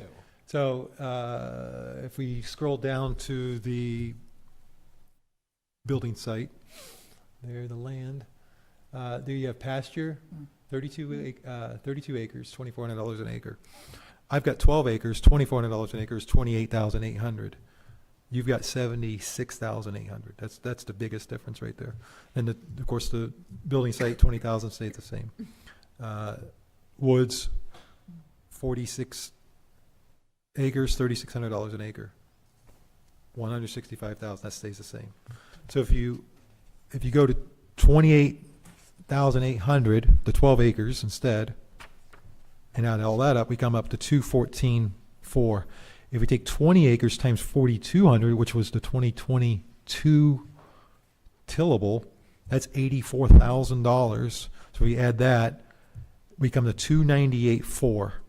If we add the building value on this, it's on the next sheet, is 49,500. That's 347,900. Then if we add his 20 acres, the 2023 assessment, 5,200, that's another $20,000, $1,000 an acre. That brings up to 367,900. For 2023, his building value dropped almost $10, $8,000, something like that. I think it should have stayed the same. I even added $5,000 to it. His price per square foot went up, but he went to an 80% building adjustment from 100%. So I come up to 372,900. This is the one comp that you gave me. You said I can base my land on this one. Houses and other stuff, I have to have many comps, but land, I can use just one. And you are using just one. I'm using just one. And that comp you have has 0 tillable acres when he in fact has tillable acres. He bought tillable acres and it's tilled now. I have a picture of it in my phone. So if the acreage, if in 2023, if the acreage stays at $3,600 an acre on Mr. Blackstone, but his tillable goes to $5,200 an acre, which I think we agreed tillable's high, and that's what we talked about. Shooting for the stars, but yeah, okay. What's shooting for the stars? Go ahead. No, I I want to mean, hear it. I'm no, I actually mean very it's right. interested. This is your sheet, $5,200 an acre, But for how many acres? 20 acres. He has 20 acres. It's on your ECRV. It's your ECRV you submitted. But you said that ECRV wasn't correct because we had pasture on that ECRV. That's what I'm saying. No, actually, that's I'm wondering why you have pasture when in the ECRV says tillable. So I totally understand where you're going. I like the math. I'm enjoying the conversation. But how do we know that we can attribute the values as you're attributing them and not towards the house? What if Mr. Blackstone was really, really interested in the house and was willing to pay $300,000 for the house and only $11,000 for the land? Well, that's kind of what I was wondering is why the house went down when the land went up so much. So I when we look mean, at- $50,000 for a house. When we look at a sale like yours that has, 40-ish acres, all woods and a house, which is very easy to see that it is all woods. I think we can all agree on that. We have two things that we're just trying to do an analysis on. On Blackstone's, we have tillable, we have woods, and we have a house, so there's another wild card there. We were doing some lakeshore property earlier today. Sherry Johnson has a garage and a lake lot. There's only two things to figure out there. We love those sales. Amanda Hinson, that's a older house in town, but we have a lot of sales that we can compare that to. These are few and far in between. I'm the first to admit it. But there's only two things on yours that we're looking for. So if we assume that the values are currently placed correctly and it's 446.7 as a total of the value, you paid 405, which you've admitted that maybe you don't like that you paid that, but here we are. So 1 year ago, very close to the date, 405, current assessment is 446.7 with the board's permission. it's that. I do understand your analysis that if we allocated things differently, your value would also be Correctly. different. It has to be tillable. You don't have any what happens, Mr., okay, But- I know where we're at right here, ladies and gentlemen. This opens a big can of worms because if you reevaluate the land for mine, you have to do it for everybody's. And what's going to happen to Mr. Blackstone a year from now when you go back and say, oh, you got tillable acres, and then his is going up by $44,000. Every parcel is reassessed at least once every 5th year. The last time this parcel was assessed was 2018. So regardless of the conversation today, we're knocking on his door this year. So it's a total reassessment, But- which means the land and the buildings, house, all of it. That's my point, is that he's going to be in for a shock if you leave land that he bought wooded at $4,800 an acre, and then you come along and go, well, you got tillable. Now you got that tillable is no longer $2,800 an acre, it's $5,200 an acre. So then when we look at the new assessment, we're going to say, we look at the purchase price, we look at the current values and say, did the market change this much? My point, we're not even talking the same thing. The point is, he bought tillable acres worth $5,200 an acre, $4,200 in 2022, $5,200 acre now it's worth. Those are your numbers. That's what he bought. But you didn't allocate that at all on his valuation. You took that extra $44,000 and put it somewhere. It didn't go into the house. Matter of fact, the house dropped in value, and all of it, 100% of that went into the wooded lands because it's not in. There's a tiny bit of increase in pasture by $400 an acre. 400 an acre. But all that should have been tillable that he paid for, he bought tillable land, and he's tilling it. And he bought woodland, and he bought a house. All of that tillable land that should have been priced at tillable went into the woods, and that affects my valuation. That's I mean, I can't get any more clear than that. It's the bottom line. It has to be changed. There's no way around it. It just has to be changed. I can't see my numbers I gave you for what I paid for our house at $3,600 an acre. That's exactly where it needs to be. That needs to be dropped back down to there. If you look at the comps I got from your office, everybody's, it blows my mind because I'm not even sure why we use numbers, what people buy for. If you buy a house, that's what a willing buyer, if it's a good sale, it's what a willing buyer and a willing seller agree to. Is that correct? The comps we have here, someone paid $256,000 for a house. The 2023 adjusted estimated market value is $198,000. They paid $250,000. They're going to be taxed on $198,000. Another person, $120,000. They paid. They're going to be taxed on $113,000. Someone else, $216,000. $187,000 or $67,000. It's hard to see. $415,000. $330,000. I mean, I'm not disputing the numbers. They're on the screen. sure. And as we talked about, there's using a median value. There's always going to be some people that are underassessed and some people that are overassessed. But this is what But we're not going to just using numbers from what people buy and sell houses for. correct. It's almost as if they don't matter because they're at the end of the day, their estimated market value is way lower on some. A couple of them just almost right on. Ours way high because of the land, and I dispute that. And I think I've shown that there's no way this gentleman's home he bought should not be figured as tillable. I don't dispute People that knew it was one. tillable. It's in ECRV as tillable, 20 acres. But it never made it to his field card, to his valuation.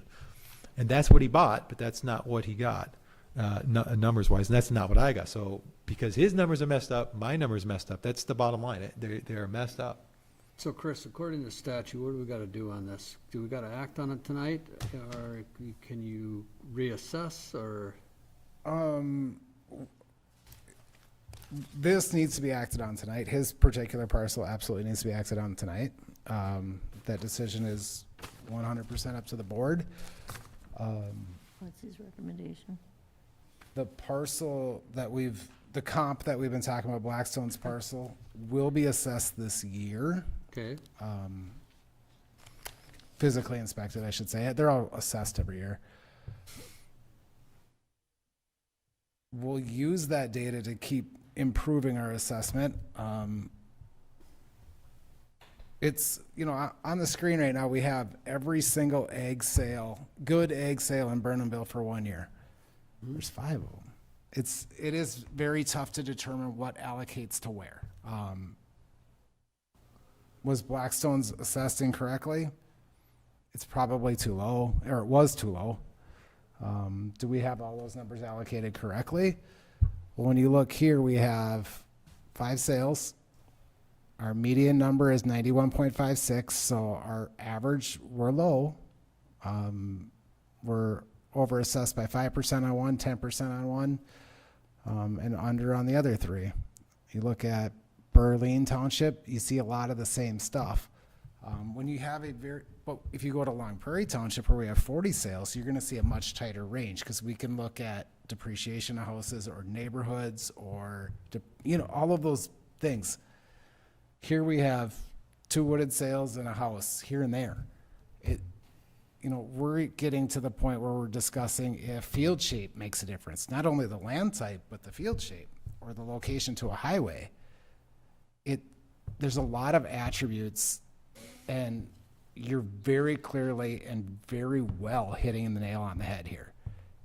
If we put our numbers in the wrong spot, it definitely affects somebody else. That being said, when we look at your parcel, you don't pull that one up, Patty. This is sales, sorry. Sales sheets, spreadsheet, PT91, should be down the, highlight that, please. All right, so it's that second one down, paid 405 a year ago. We've talked a little bit about time trend, but not much. Time trend's acknowledging the fact that the market's ever changing, and we always assess as of January of the given year.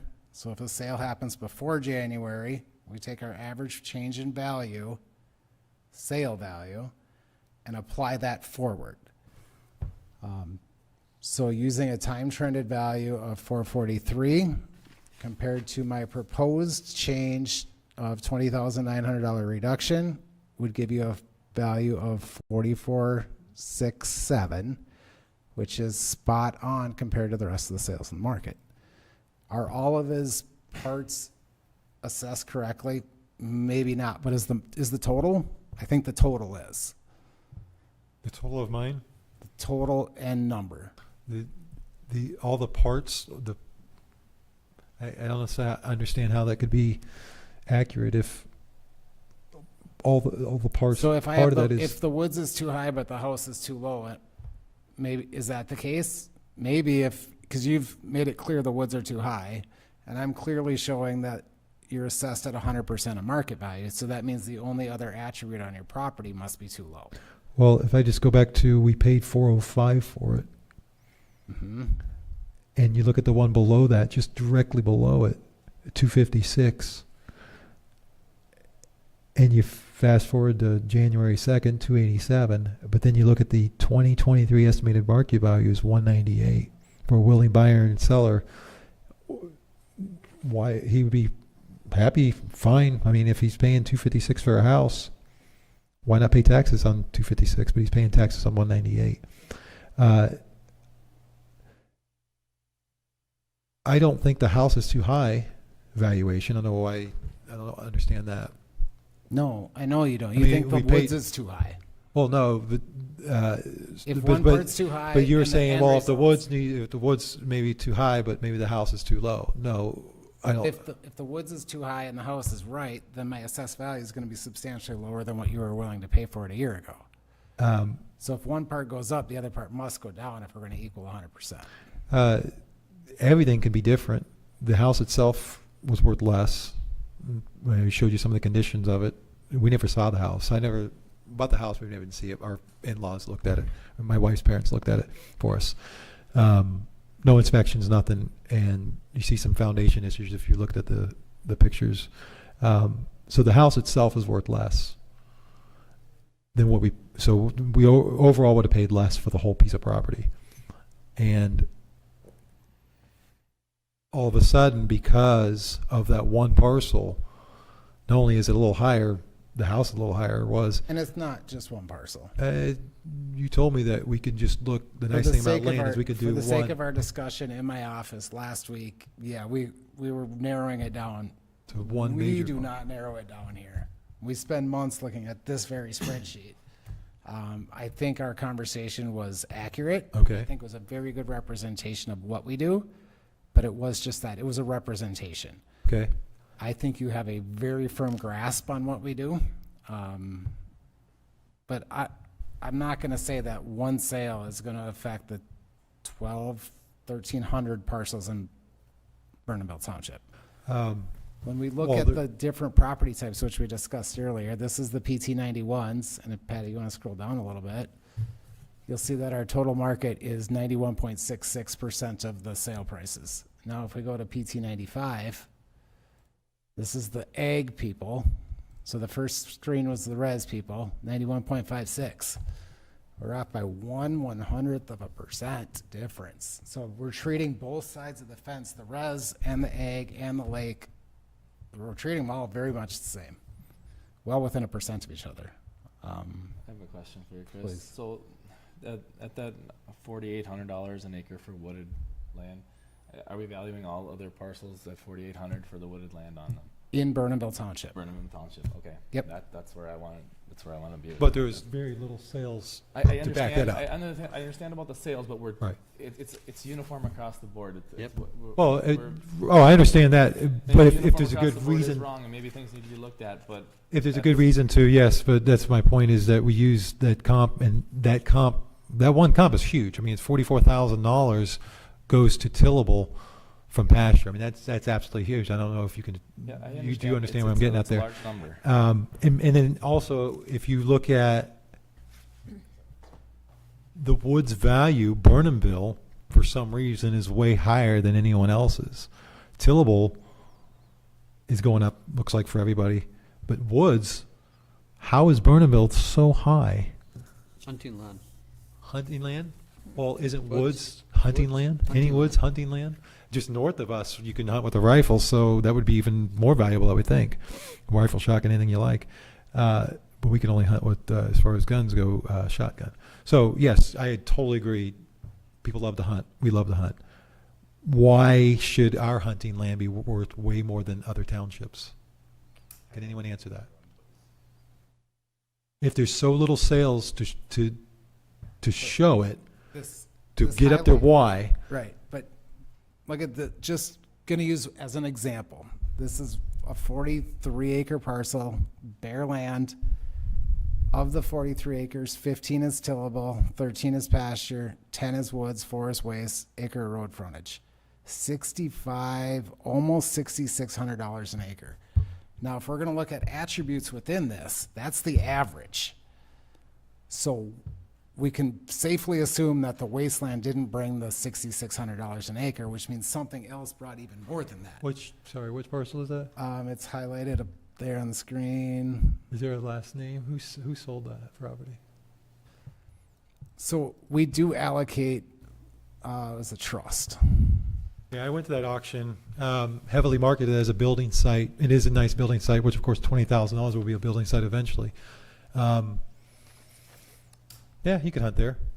So as we're allocating values between different land types, we'd be foolish to say that all land type is $6,600, or all land in Burnhamville is $6,600 because of this one singular sale. And as we've gone through the sheet, you said yourself, our highest value is, woods was 48, something else is 52, right, tillable? Yes. And that's why we're at 60% on this sale. We're considering this a good sale. Nonetheless, it's an outlier. It This is. isn't typical An of our auction, market. it's a building site. It's easy to buy. I mean, look at the money you spend on that, and then I can build my house one day. You buy my house, you got to buy the house, the land, everything all at once. Just like if you buy, usually the more land you buy, the less you pay per acre. they bought land here without a house. They were able to pay that $6,000 crazy dollars. Spent That's ridiculous. for a 40. It's crazy. Yeah. Yeah. I wouldn't use that. That little tiny bit of, Well, I'm gonna bring this back to the board because actually we're getting absolutely nowhere. Recommendation by the assessor to reduce it from 467,600 to 446,700. seen the other photos? Because Pardon me? he did that with just a couple photos I had on my phone when I was in his office. Did you see the other photos? Yeah, they're, He attached them in here. Because I- an identical booklet But when you lowered it down at your office, right? When I was in your office and we loaded down preliminary, before I emailed you those photos, we didn't even talk about the foundation, the water. I don't think I even sent you one with the water intrusion. Is there a motion to that effect? I will motion to adjust to the proposed field sheet of 446,700. Okay, is there a second to that motion? Second it. Motion by Denny, motion by Nazca. Discussion? If none, all in favor signify by saying aye. Aye. Opposed? Carried. Thank you. Thank you. One quick question. Does this formal meeting have anything bearing on my appeal to the actual tax court? Or do I, like, give those rights It up or doesn't. anything? Tax court is a separate step from Yes. today. Okay, excellent. Thank you so much. Thank you. Cheryl, are you here? So, if I may, Chairman, Cheryl Anderson is number 4.6.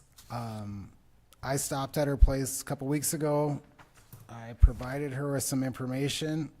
She wanted to be here, but said that she would support my recommendation. So if it's okay with you, I'd like to move down for the people that are waiting.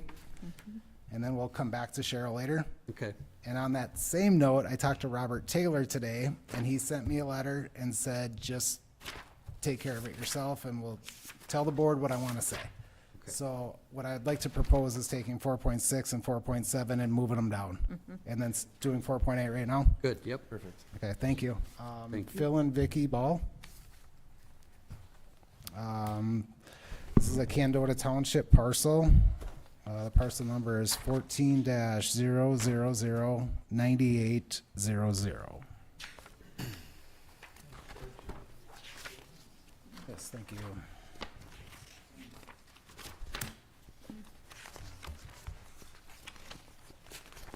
We purchased this property of 17 acres 10 years ago, and it was bare land with one building on it, which was probably 5, 6 years old.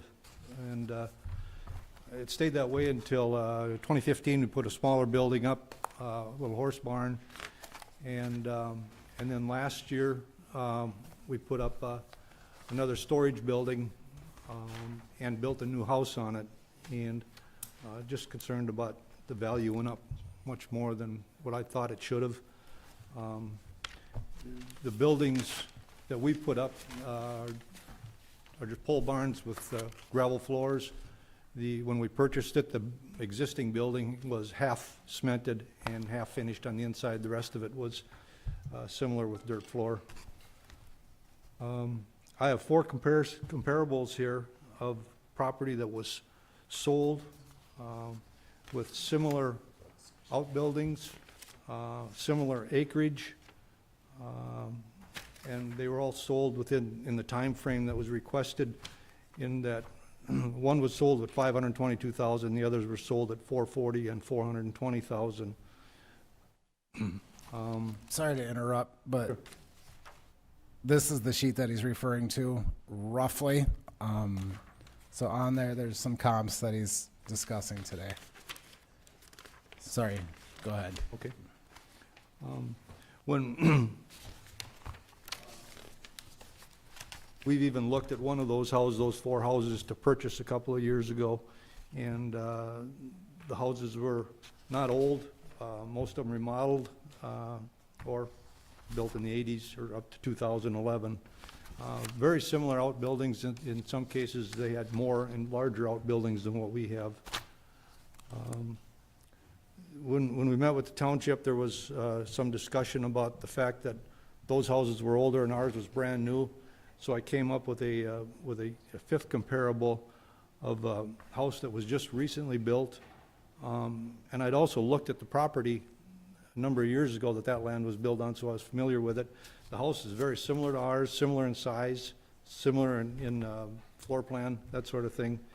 And that one's appraised at $370,400 with 9 acres. So I took and I added, if you added 8 acres to that, and then added the cost of our 3 buildings that we have on our property, it brings that value to $540,000. Similar distance from Sauk Center, that's right off I-94, about 5-6 miles out west of town, and we're north about 5 or 6 miles. The 4 comparables show those sales kind of averaging about $200,000 less than what ours is valued at with similar property. And so does the brand-new house, is about $100,000 less than what our value. Okay, Chris? Thank you. This is a newer home. It's a patio slab-built home. You can see that in the field sheet there. Picture's a little dark on some of these, but 30 by 60, 1 story, no basement, 1,800 square feet. Attached garage, 1,140 square feet. Small porch, covered roof area in the front. Built in 2022. And then if you flip through, you're gonna get to a spreadsheet looking page that says new built comparison on the top. We're listing 3 different homes of very similar nature, which you'll see the pictures behind it. But if you look at how we're assessing this type of houses, you'll see in the 2023 house column,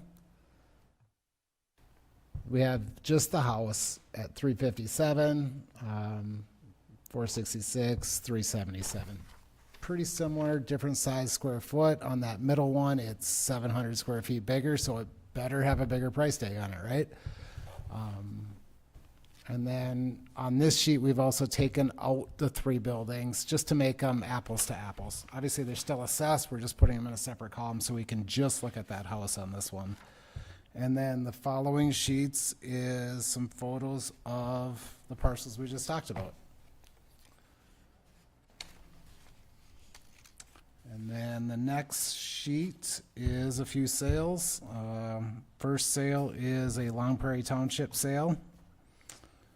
Sold for $725,000. 36 acres, pole-style home. There's a reason I put this one first. We're gonna lean pretty heavy on that one.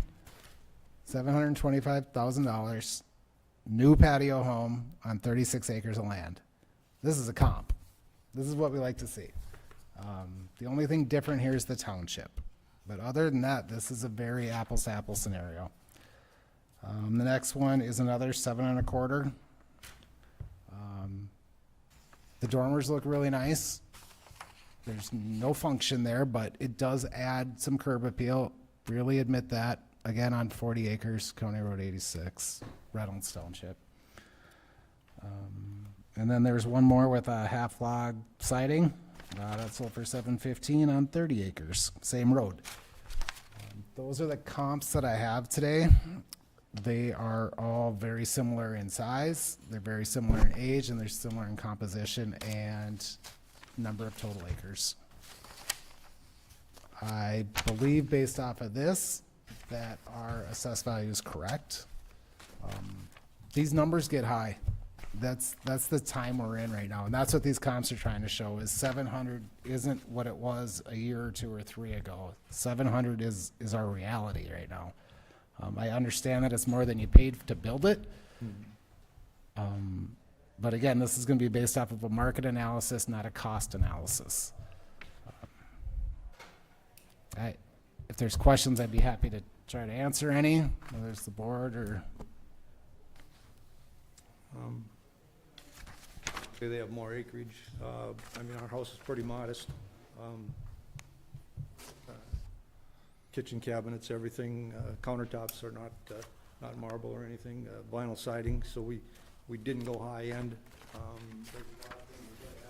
Those houses had added to them, that definitely raises the value of them. But How big is that one shed, the newer one? the new one, it's 50 by 104. It's a dirt floor, Dirt floor? yeah.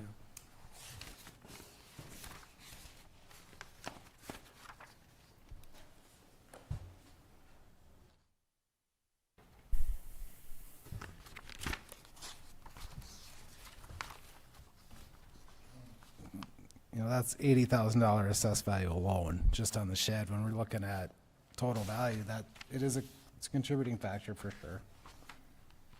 The assessed value was 80,000, it cost me exactly 50 to have it built by a contractor last year.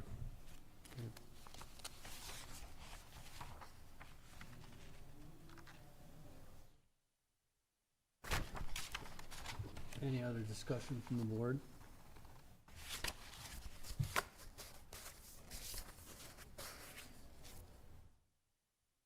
Lou? No, I'm just, Chris, how does, if he said it costs 50,000 to build the shed, we assess it for 80,000, how do you get to those numbers?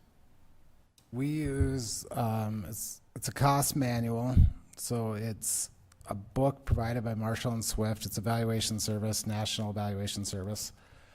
Within that book, it's about that thick. There's different columns and categories of different buildings, everything from a Burger King to a skyscraper in downtown.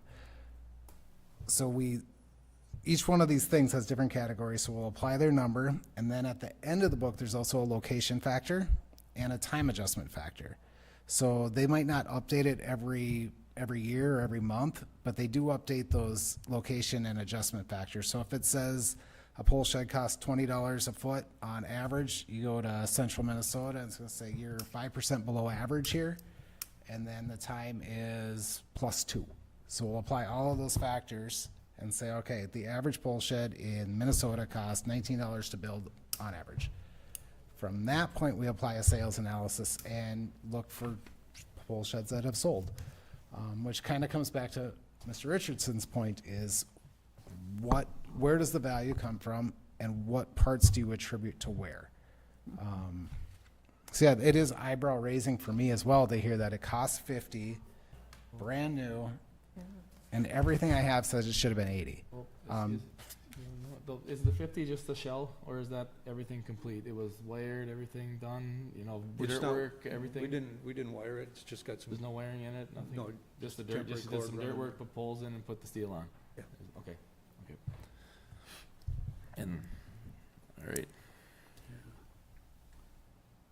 Yeah, fair enough. Yep. I was just making Yep. sure it's. Yep, no, I was checking my numbers too to make Apples sure to I apples. only had a shell as On well. that, so. Yep. To that point, it's assessed as a shell, 50,000, Is 80,000. it assessed as a shell? It is, We do yep. have it assessed as a shell is that the 71.7?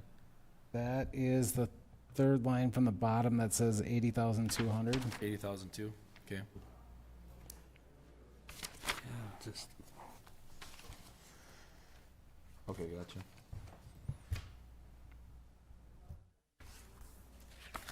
any other discussion?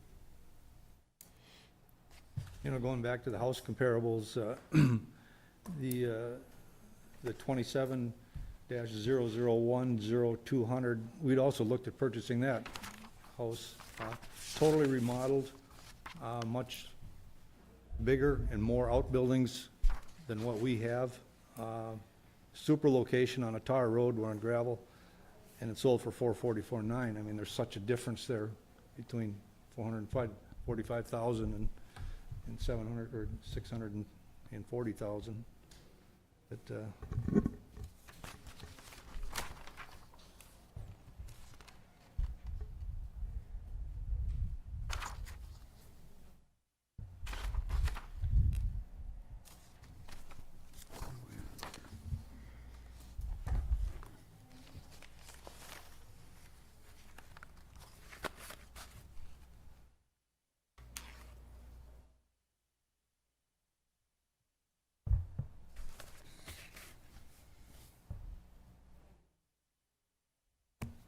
the 147,007 going up to the 639, that includes the house and the shed, correct? Yep. Yep. So there was new construction of the house and the shed in that time frame. On that first field card in your packet that you have, under his,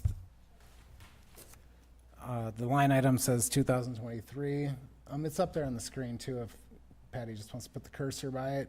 You can see it says land value, then building value, total value in blue, and then new construction is that stuff. So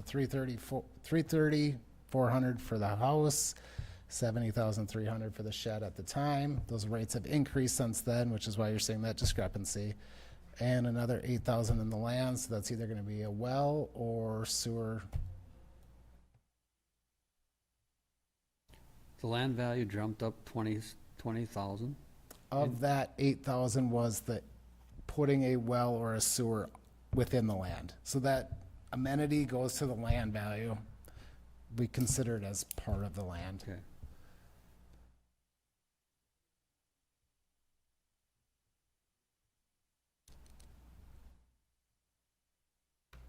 Okay. Board? Anybody want to make a motion?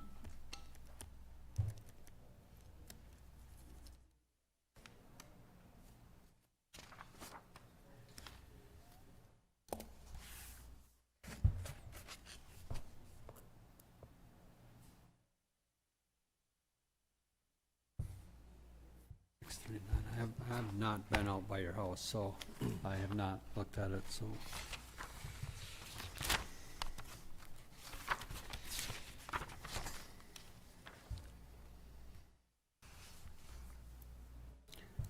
Three-stall garage? Yes. Okay.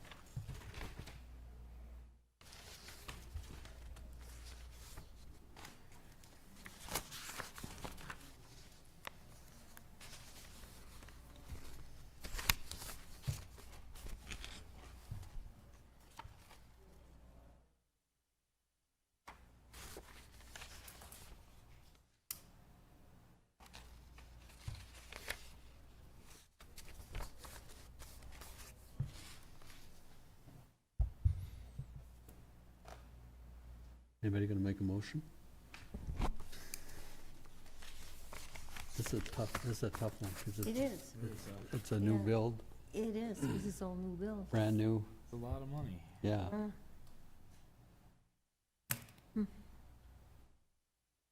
And it does go that, it's not that far off the interstate.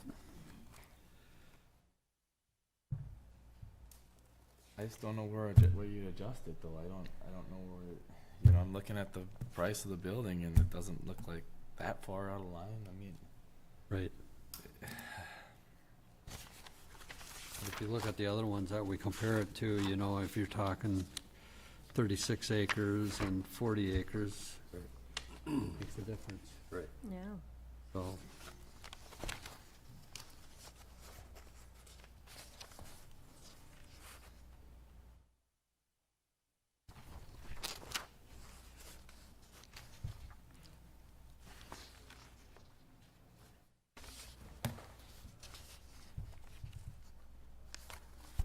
I think the new house that I listed here is my fifth one, is an awful close comparison.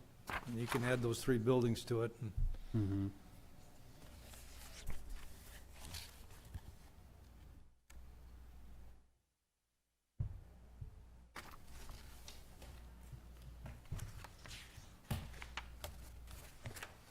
I'm gonna roll the dice and move it to, drop her down to 600,000.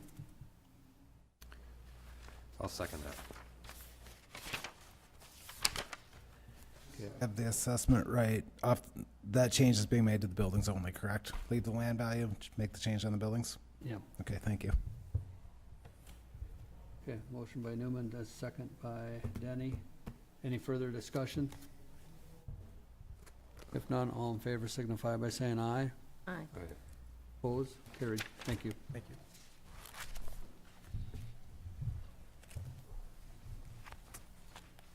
All right, next item is 4.9, Brad and Maria Uberto.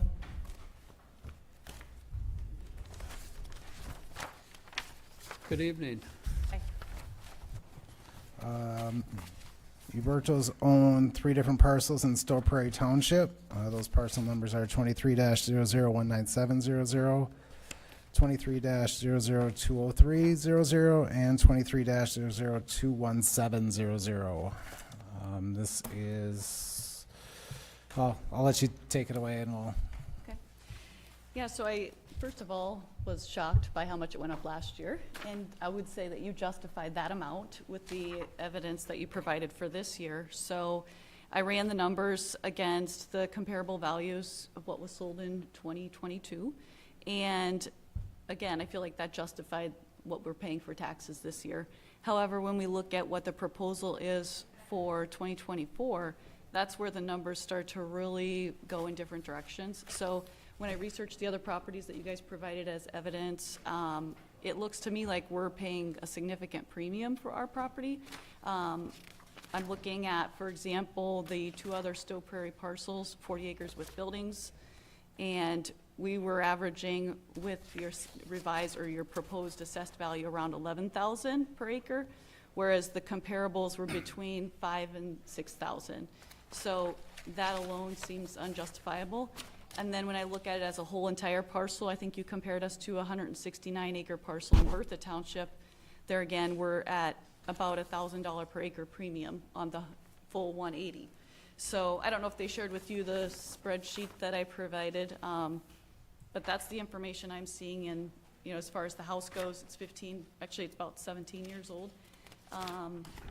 Obviously, the assessed value is substantially more than we paid to build it at the time. So I guess what our proposal would be that you bring us back in alignment with comparable properties that were sold within the last year and not assign an excessive premium to our property. Okay. okay. Do you want to throw those sales back up in there? Oh, is that the spreadsheet? Go ahead and pick it up. Let's take a look at it. I believe the spreadsheet that you're seeing or will see shortly. Is this the one you provided? Nope, this is the one I provided. This, Okay, that was your that was ours. copy. Okay.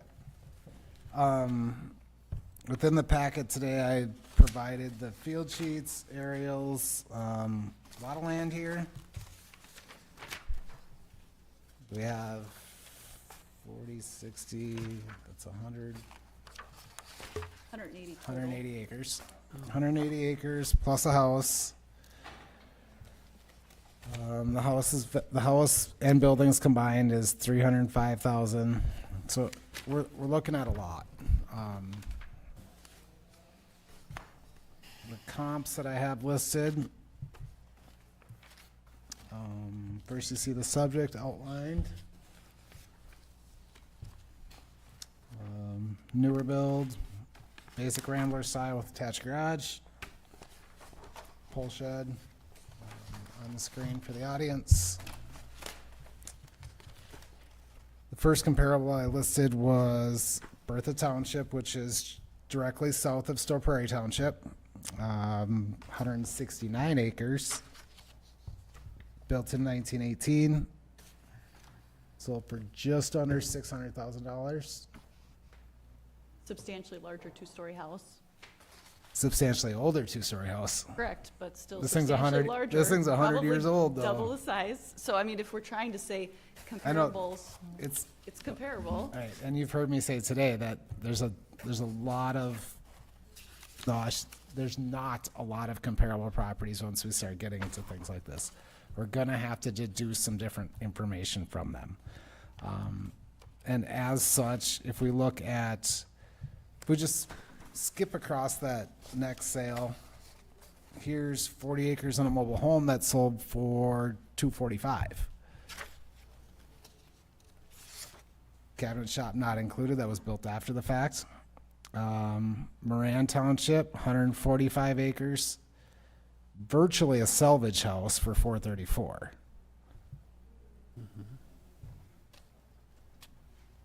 not quite half tillable on that one. When was this Olander one sold? When? Yeah, May of 2022. pardon? May of 22. May of 22? So sold for 434, or excuse me, 380, currently assessed higher than that. Very simple rambler on the next one. Pending currently in Bertha Township for 335. 12 acres of land. House built is about the same. House size is about the same. Land is obviously not. So this would be an example of what does a building cost with some land. Well, you have us assessed previously at 305 for essentially the building value is what I'm seeing from your spreadsheet. So we're not disputing that. It's the increase of 44% to add another 100,000. So I think that's where the concern is that the current price that we're paying taxes on this year, we accept, but to say everything is up 44% next year does not jive with the 2022 sales that I'm seeing. Look at the next sale. I know a lot of people have been talking about the auction that was in Bertha, Store Prairie area for a while. That was a well-publicized auction, well-attended auction. So it was advertised, there was willing buyers, and it sold for $5,100 an acre. This screams comp to me for tillable land. Like this is a perfect scenario. It's only tillable, and it was well advertised, willing buyers, willing sellers. Everybody knew about it. But this was sold this spring, Yep. so that wouldn't be used. No, it wouldn't be used for that. Did the sale actually go through? Yeah. Okay, so, we don't have all tillable land. No, So I know it's not that. apples to apples. So we have to kind I of know caveat with some of these comments there's very small fields on our property broken up. It's not a large tract of Yours would be tillable more land. of a, I don't want to say hobby when we get to 180 acres. We're past hobby Of farm course, at that I point. mean, it's a lot of pasture. There's unusable creek land, swamp. So, yeah, where do you find the apples to apples comparison? We're trying to look Don't- at, And this is where I'm trying to, you deduce the house value off of the greenhouse that we showed. You deduce the tillable value off of sales like the auction sale that I showed. So if we can start getting all of our bits and pieces right, some of the parts should equal the whole. There's a lot of whole on your parcel because there's a lot of parcel there. So we can't just point out one sale and say, here's a perfect comp for you. But it doesn't exist in the county, let alone the township. I agree, and that's why, I'm trying to take the different aspects, comparing it to what we're assessed at. It does line up for this year, but it does not jive with a 44% increase for next year. Well, next year is this year, so we're only considering the 23 assessment today. 22 is history. I know that that's the value shift that you're looking at, but really, All the information that you guys provided to me was the historical for, everything that I've been talking about today has been the 23 sales that happened within the last year and the sale and the assessed value as of current. So you're on the main parcel, current assessment is 446.9. So that's 40 acres in the house.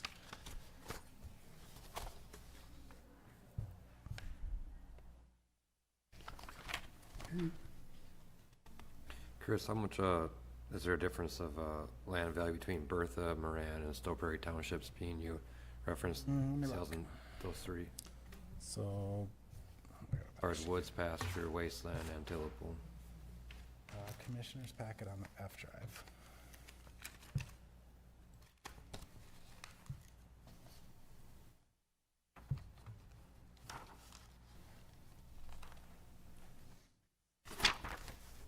Schedule. And just go to 23 bottom tab. And then, can you highlight birth, like put it in yellow or something? So if we're just gonna look at, just for the sake of discussion, we'll say tillable B. Bertha, 3,000 an acre.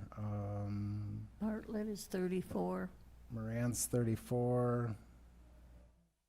And Stowe Prairie, 38. So as we range that way, the value gets higher. Okay.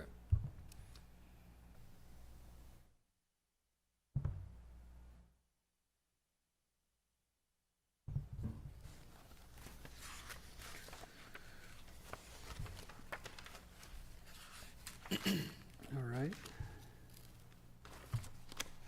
You've got enough information on this? I don't have much else to share. That being said, I don't have anything that 100% can support the total value that you see. All I'm trying to present is the bits, the parts, the attributes that make the total.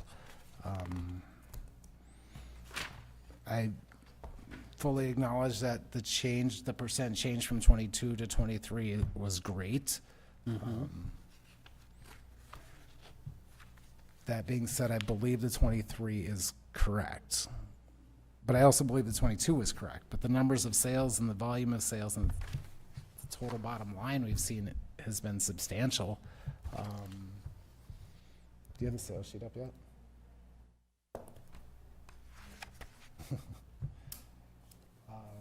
Yeah, so here in this section that she's going to highlight here, there were only 3 sales of ag property in Stowe Prairie Township. Of those 3 sales, we were, and still are, under assessed on every one of them. Current market value is 83% of total. Let's go up to Bertha since they're neighbors. Oftentimes when we have ag parcels, township, we never really get that 6 sales that we like. So we'll come over and look at Bertha, because Stowe Prairie and Bertha act kind of like they're brother and sister. They're very similar in land types. And again, you're going to see the same percent of change here. You know, we're at 88% on Bertha Township.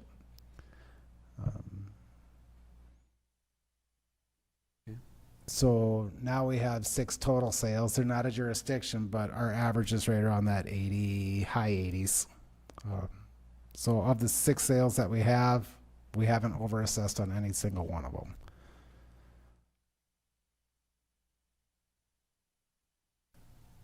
Okay. That bottom sale actually looks like a pretty good comp right there.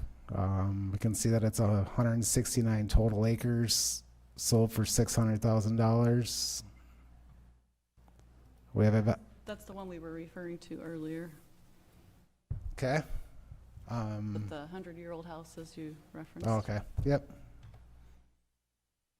I had a lot going on, so I didn't recognize Yes. it as Nope, that that's right fine. away, but curious that that one, I if we look still at- consider it a good comp.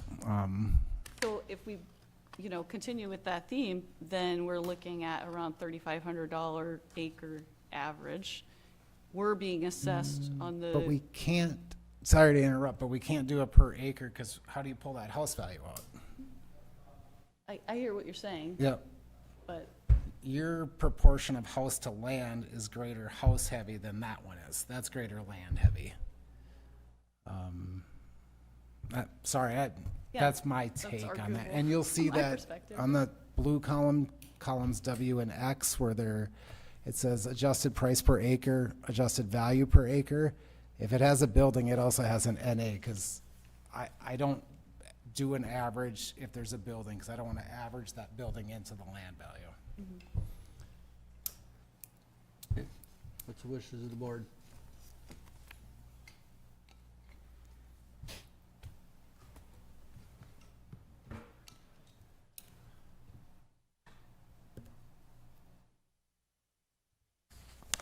It's tough with a unique property like this, and like Chris said, we're comparing the best we can, but there is no 100% apples to apples, and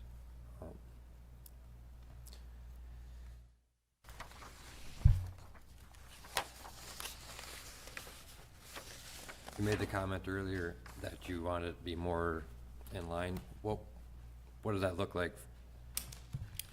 I mean, by my numbers, we are paying about $1,000 per acre premium. I understand I'm including buildings in that compared to the 169 acre parcel. And then we're paying an $11,000 per acre premium compared to other 40 acres with buildings that are in our neighborhood township. So to me, it feels like we should be definitely somewhere in between, not that high of a premium. I understand our buildings are slightly newer, still 17 years old, so, and smaller than some of the other comparable houses that are being sold. So, I mean, to me, it feels excessively high, based on the numbers that I've seen and the sales that I've seen.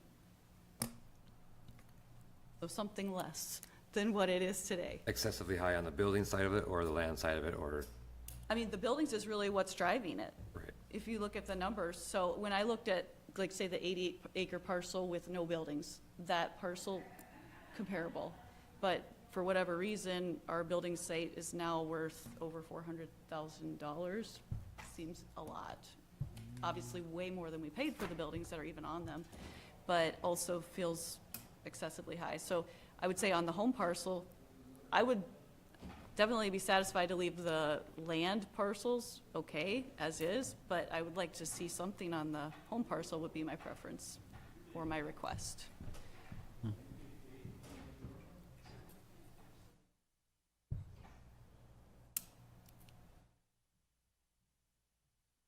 Chris, on their parcel, they have pole sheds as well.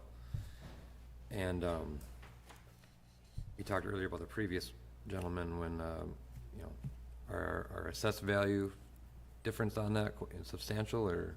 The two pole sheds here that so we have a barn built in 1968, and then two pole sheds, one built in 2009, one built in 2016. Of the two pole sheds alone, we have a total value combined of $44,200. Those sheds are, the newer one is 92 by 50. The 2009 is 48 by 30. Both of them are approximately $7.30 per square foot. And you compare that number to like a house number, which is going to be, in their case, $120 per square foot.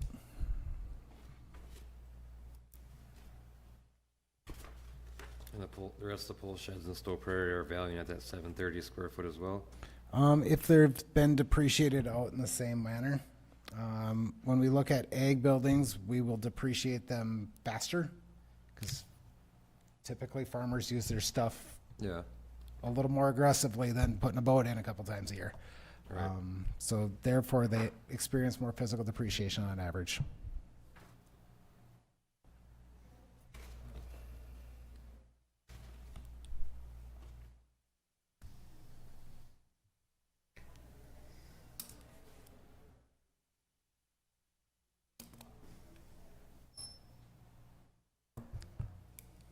It is a big jump.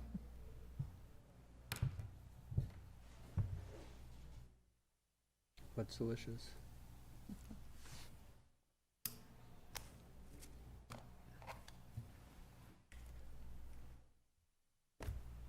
It is a large jump, my opinion, but I'm not discrediting the work he did. I just know it's such a unique situation when we're trying to compare almost this to almost that, and it's nothing across the board. Right.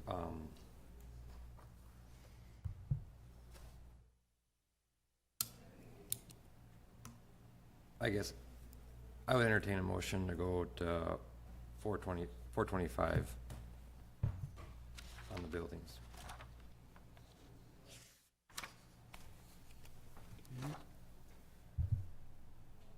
I can make that motion if you want it, yeah. I'll motion to go to 425 for the buildings. He said entertain one. Does he? Oh, sorry, he sorry. made a I make a motion. motion, sorry. And So, motion by Danny, second by Nazca, to reduce building site to 425? Yes, total to 425, right? Total of 425. yep. Okay. Any further discussion? Mr. Chair? Yep. Same question I asked earlier. Is the change in value all coming off of the buildings, correct? Buildings, yep. not the land. Not So the land. the reduction occurs, the reason I asked is some things are taxed at different rates. So I want to make sure that this is not a tax meeting, but where we attribute the value creates different tax amounts. So I want to make sure that we're getting the wishes of the board correct. Thank you. All right. Any other discussion? If none, all in favor signify by saying aye. Aye. Opposed? Carried. Thank you. Thank you for your time. Thank you.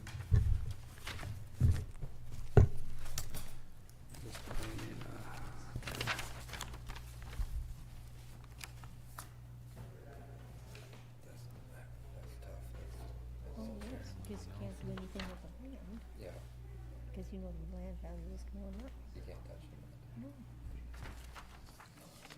We're gonna do this one, and I'm gonna, we're Apples to gonna apples call on it this 5 minute, Yeah, I You agree. want, or you want to call it right first? as soon as we get done with this one. Hopefully this one won't take long. Who's this one? Good evening. It is.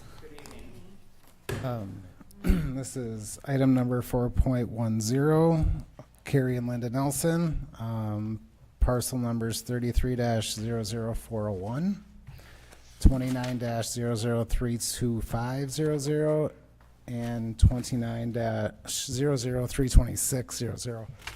These parcels are in Eagle Bend and Bertha City. These are all multifamily units. Please, floor is yours. Okay, first of all, I just say, I understand the taxes go up. But we have buildings, I'm a contractor, and we build multiple buildings throughout these counties, Morrison, Otter Tail, Stearns. And we know what they are, we know how they're taxed, and we're all building the same building. So when we go and talk to the people that we're building for, and we tell them what we're being taxed, it's a little bit crazy that we're being doubled. I understand we have a different rate in Todd County, that's fine. But we build buildings for Cody Nelson, and there's 2 buildings right down here by Aldi's gas station. And they raised 200,000. Whatever, why did ours go up 400? Same building. That's where our issue is. Besides, I think the taxes are crazy anyhow, but that's not gonna be doing anything about that. Can anyone explain that?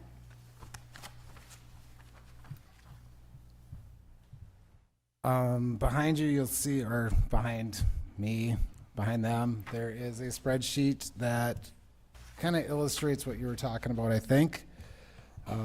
Each one of these shows a different parcel. The first ones are the subject. Why don't you just answer our question, I'm- instead of giving us all this All right. BS? Sir, We to- asked a question, to cut we to want the- an answer. To cut to the chase, line item K illustrates every single one of these expressed as $1 per square foot. The subjects are approximately $150 a foot to 160. Why are they any different? They're the same exact building. They're in different locations. And the Foresight development ones are older, so they're a little bit less. The 201 Cody Nelsons are a little bit newer in Long Prairie. Yeah? Should they be higher then? They are. They're higher than yours, right? Yours were at 150. Not. They're at 201.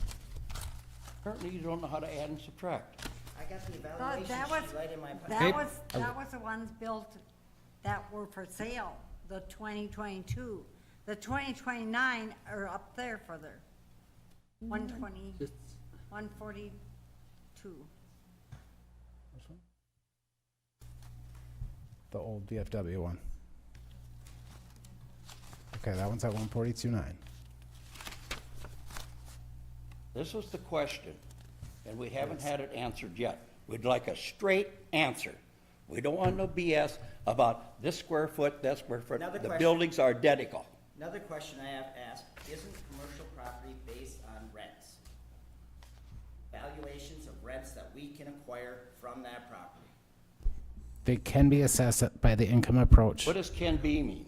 If you It's decide to possible. or not decide to? If I have the rent information, I can, yes. Do I have the rent information from you? Have you provided that to the assessors? I didn't know I could do that.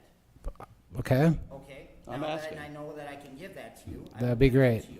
Yep, then we can use that approach too. Thing is, I know what Cody's buildings are paying. He's paying $1,300 and $1,400 for $1,300 for a 2-bedroom, $1,400 for a 3-bedroom.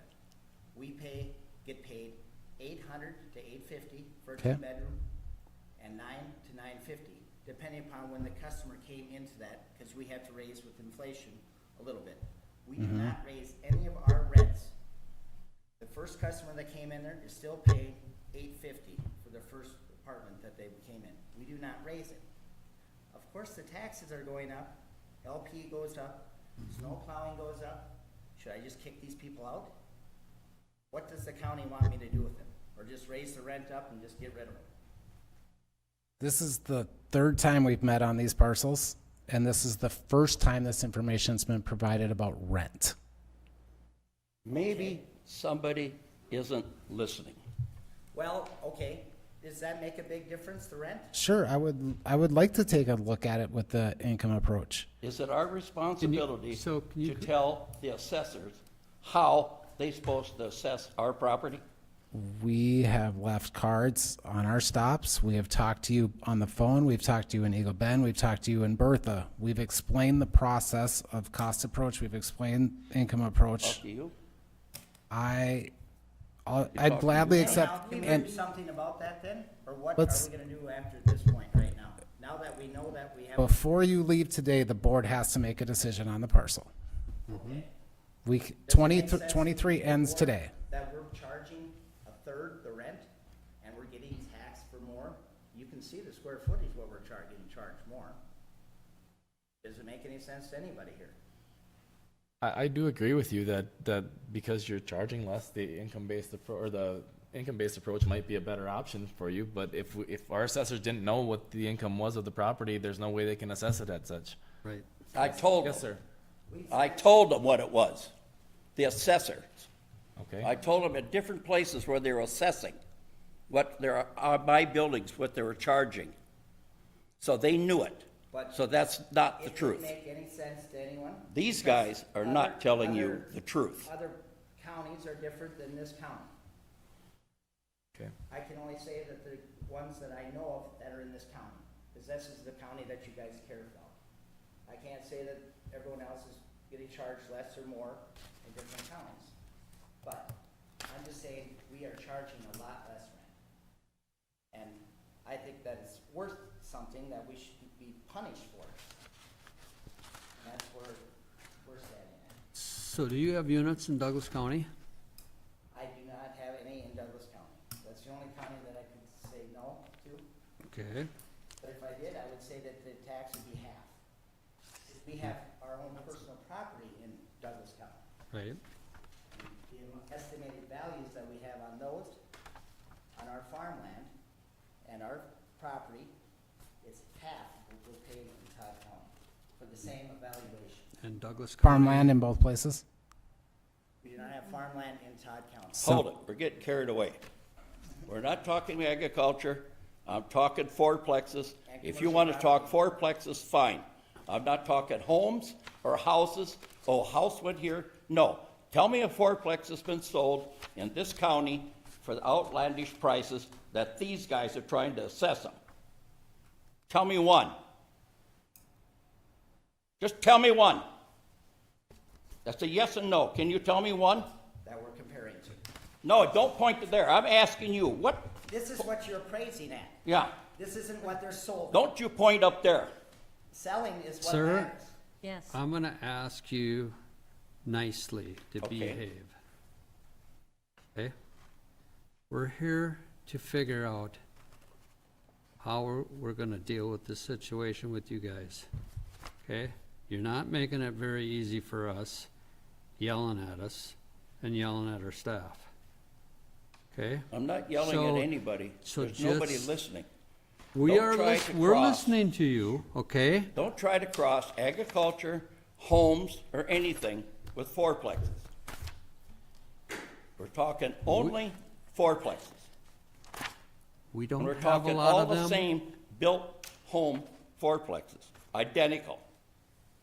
We don't have Each- a lot of them in Todd County.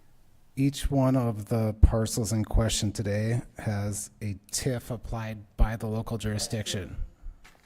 Do you know what the numbers were on the TIF that, because each TIF comes with an estimated market value that's going to be added to the jurisdiction? They're brought into Todd County, were signed, they're stored in the auditor's office.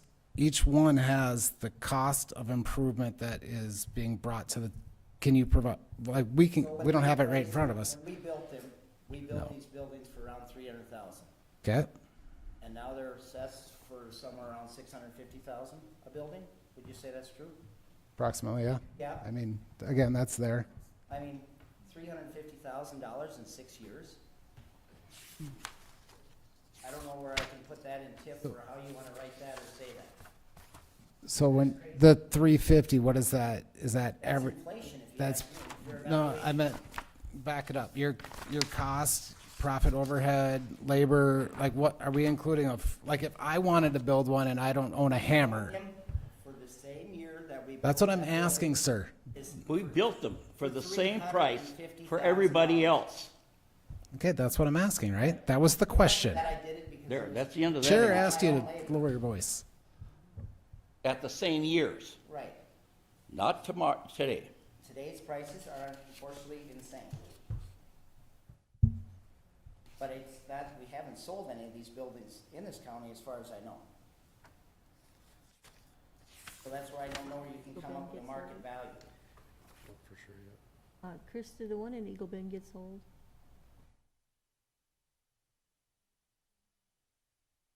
What was the sale price of that?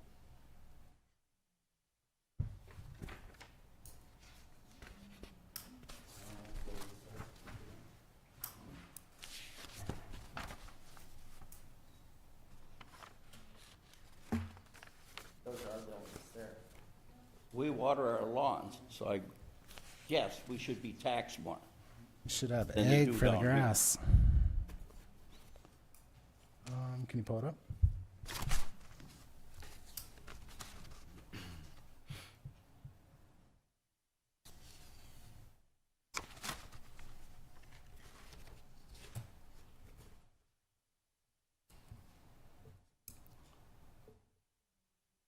It's for two of them.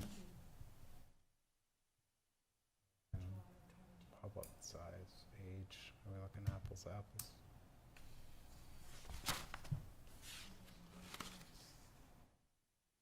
One unit?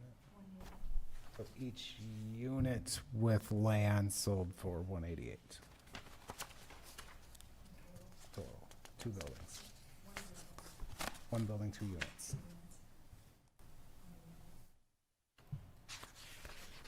I guess I don't see where you see that number, 188 is what you said?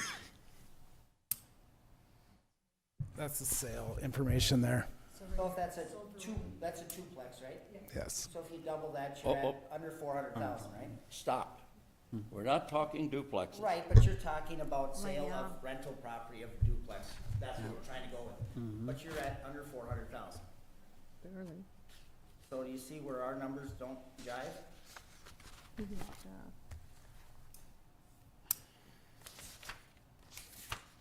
You guys are jumbling a bunch of numbers together to try to make things complicated.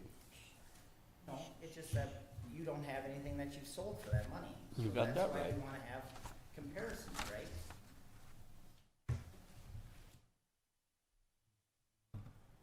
That comes up to 376, right? How old was that? How old was that Eagle Bend property? 2003, so 20 years old. Years old. Okay. So it depreciated, you're saying? So ours should depreciate, not appreciate. Physical depreciation is being accounted for, not at the same rate as market change, though. Right, but you gotta figure that, you know, so they didn't take care of their property, so they didn't get punished, and we did. Well, the value went down. Is that the punishment? Well, I'm not planning on selling them. I plan on keeping them in up in shape, trying to keep our city looking better. If you ever driven through Eagle Bend, it's in a real promising area. I don't know what these commanded in rent, so I think it would be interesting to know what they received in rent per unit. And then we could, that's where I'm at with income approach right now, is how do we find out, because we're gonna change every assessment based on what you're receiving in rent. Most people are not willing to tell us that information. Right? And how can you just But raise I ours? am willing to do that. I'm And willing to that's- give you that information because it's a fair and just system. Great. You know, and this is, I don't know what kind of information you need. Do you need state tax statements given from my customers?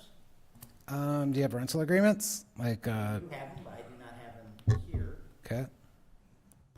And they're signed every year, and once we reset our lease every year when they come in. John, we How get can paid cash by some of the welfare people in there. So, Well, no. we have a lease agreement, Yes. We have a lease agreement. so that's whatever. You know. So I have no But it's idea what just- the welfare do, besides. But it's just a matter, I have You wanna people do? that just wrecked a unit. It cost me just about $8,000 to. I have a question. Yep. So, per se, you know, obviously this year we are at what we're at, and we don't have the data in front of us to be exact on what you're Right. saying. I know you've got numbers and you had, no, right. There's no way things can be adjusted. I mean, once we make a decision on this right now, it's set for the next year. There's no way to adjust it after this. There's Correct. no option otherwise. Tax court's the only option after this, and Tax course. that gets very expensive. Right. For So- both parties. So, and in your opinion, Chris, with the income approach, would that be in there beneficial to them probably? Probably. Especially for the Eagle Bend Bertha properties as compared to Long Prairie properties. So, for the sake of this evening, can we go back to that spreadsheet? That's what I'm trying to come to a conclusion, something we can get tonight. Right. It's simple. I can't give you the information. Right, I know, Right. and that's fine. I just, Yeah. But I mean, you could take our numbers for our word, and So, if you wanna see the documentation at a later date. I would love to do that for 2024 assessment, but what I'm kind of leading off of what Mr. Noska's saying here is this highlighted parcel, we do have information from. So this is the old VF. And we have Long Prairie. the gray one, the grayed out one. Okay, So based off of the information he provided us on his rents, we have it valued at 142.69 per square foot.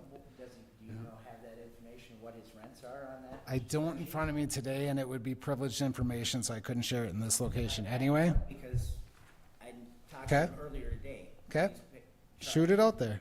It's $1,300 for a two-bedroom and $1,400 for a three-bedroom. Okay? And the buildings are set half and half, right?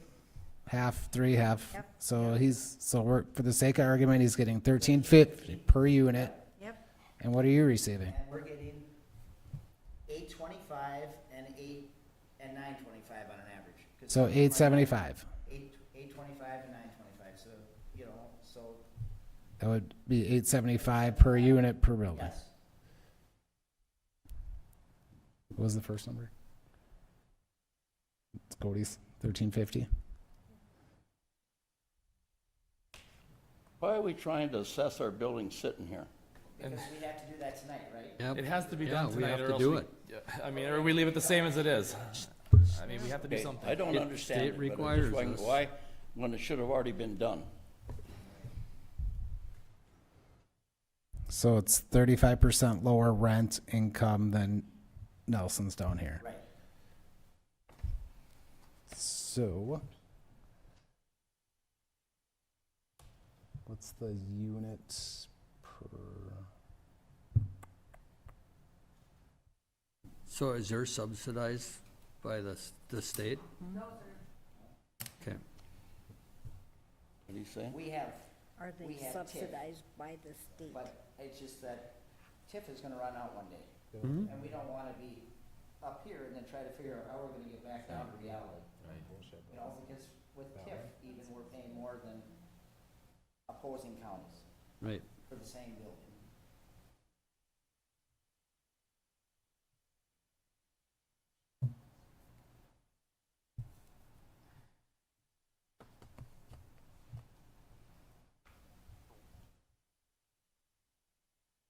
So using all of the buildings in total, so that's 1, 2, 3, 4, 6 buildings? 4 buildings. 4 buildings.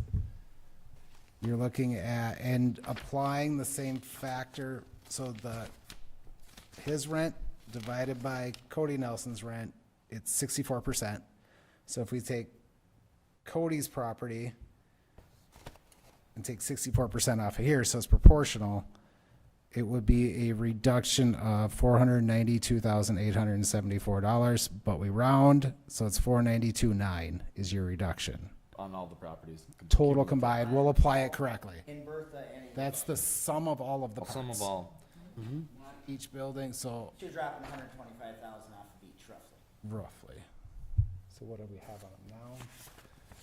Well, we're gonna have to get this calculated to perfection Right. for next year. Yes. Fine. Okay, so we gotta get you a number for today that we can go forward with, because, I mean, we can go in circles all day here, and I just felt it should have been done before we ever was in this room, wasting you guys' time. I agree. this would be nice. You should have called Chris earlier when you got your taxes. I've met We these two did. people more than once, I just didn't know that this. and we get this here and You know, jumble. to me right now, for even numbers, if you guys wanna listen to me, I'm thinking if we came down to, just to get us out of here today, you know, because we don't have exact numbers from him. Agreed. I'm thinking if we were 600,000 on each of the duplexes, and then the big ones, 1.2 million instead of 1.5. You know, So 6, 6, and 1.2 is How what much you're, is that lowering it 1.2. by? That's over what you got.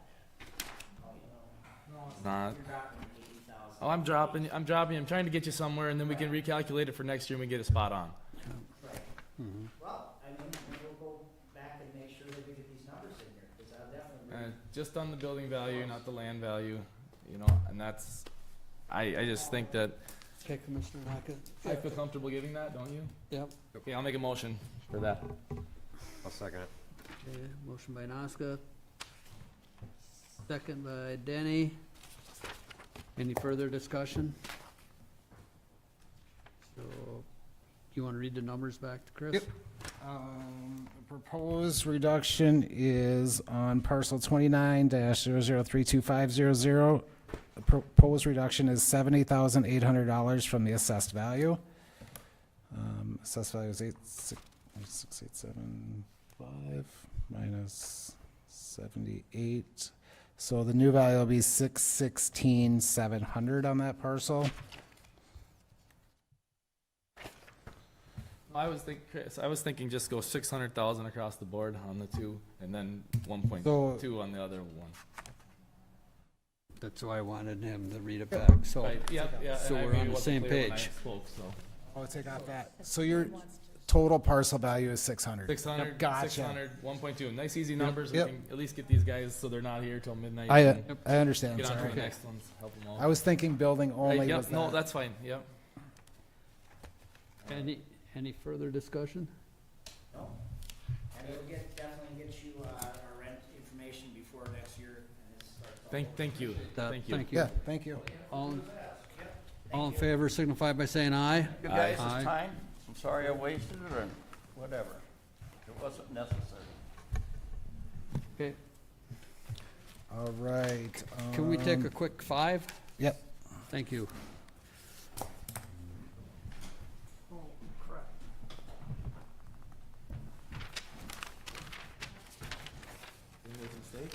Why? It's gonna be a lot less. No, Barb, if we go by the right approach, it's gonna be a lot less than that. What's that? Oh, it didn't take that much off the ground. Grand scheme of things, it didn't take that much off the ground. We got a lot of here. What's that? Been hitting it pretty hard. We can't do this. We can't do this.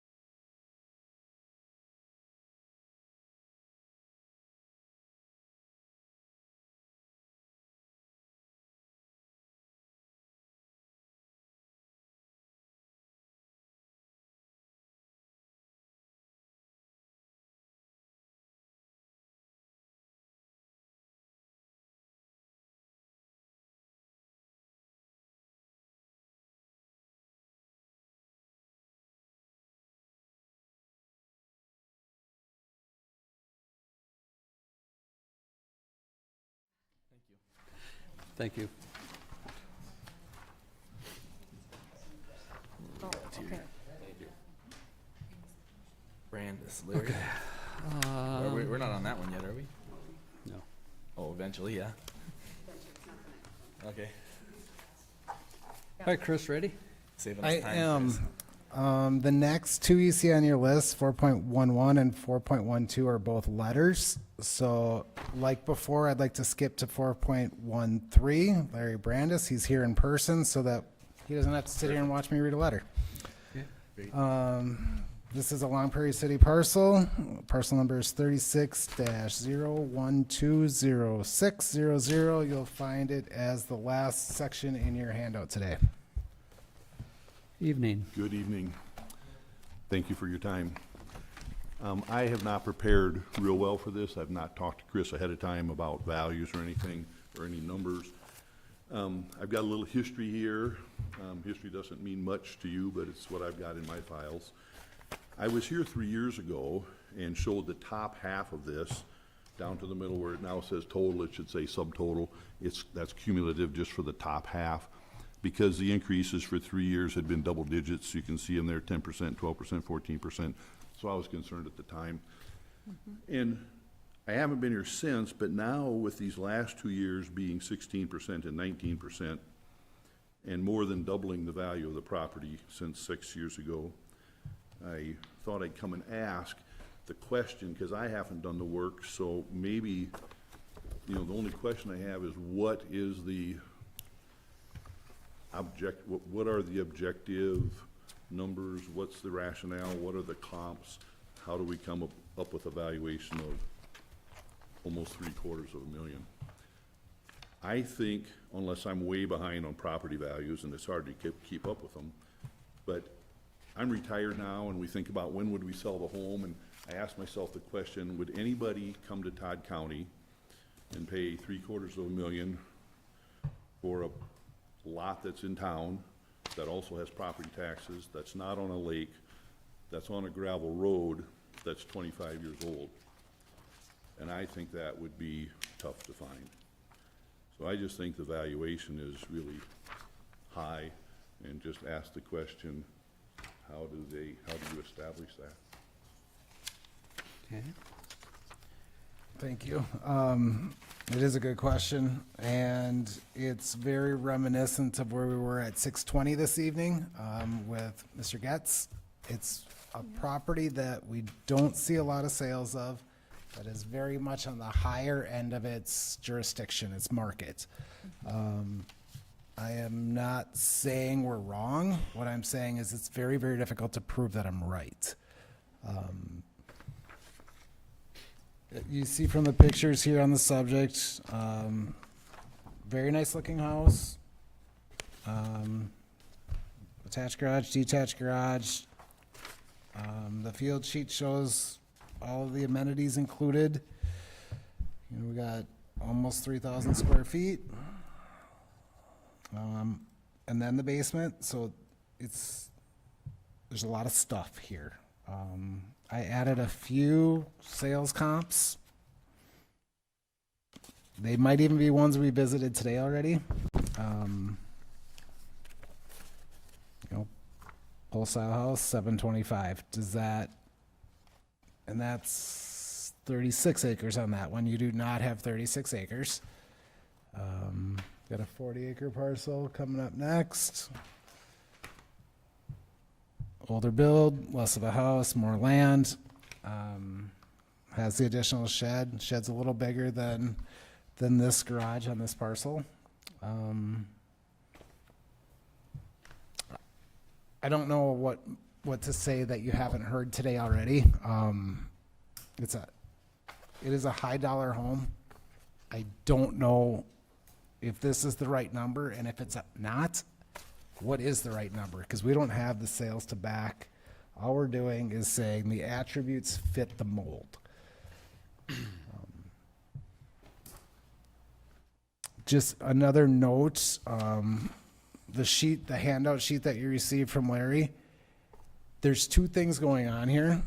We work in a world of estimated market value, Minnesota's tax law works in taxable market value, that's what affects your bottom line, your checkbook. But it does change at a different rate than the estimated market value. They work on a different slope. But this is a good indicator nonetheless that, because one goes up, the other goes up. Taxable increases at a faster rate than estimated, but this is a very good indicator of what's occurred with the estimated, even though it's showing taxable. So I'm not discrediting that at all. Just want to illustrate that they're different things. So I know when I was here last time, they asked me, well, what do you think it should be? I said, well, I haven't asked myself that question because my whole point is that it's very subjective, but I'm not one of the decision makers, so everybody can have their opinion, but nobody else's matters. But when I think of the bell-shaped curve of all of the properties in the city of Long Prairie, I'm so far out on that rat tail that there just aren't any comps. And so it's very subjective, and that's why I didn't do any work to try to establish the number, but I don't know that there is much that establishes the number. But that 19%, now I've heard percents higher than that today, so I was shocked by that because it seems to me that 19% in 1 year is exorbitant. Well, yeah, 19% of 600 or 700,000 is quite a bit compared to 100 grand. 19% of It's 160,000. yeah, it's that Big column jump. that says increase, Yeah. it's 99,000. Yeah, 99,000, you know? And, like you illustrated there, Lou, these were market changes. They weren't knock on the door changes and we found a brand new swimming pool. This was simply a result of what we're seeing in the market, and we're inferring that onto his parcel as well. It's easier for us to sit here and say, you built this, so that's why it went up 100,000. I can't. That's not the case. This is just, if every other parcel that we saw, we were 20% below the market, then I guess yours too.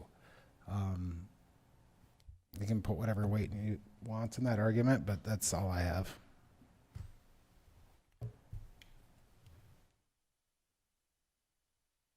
Okay. Board?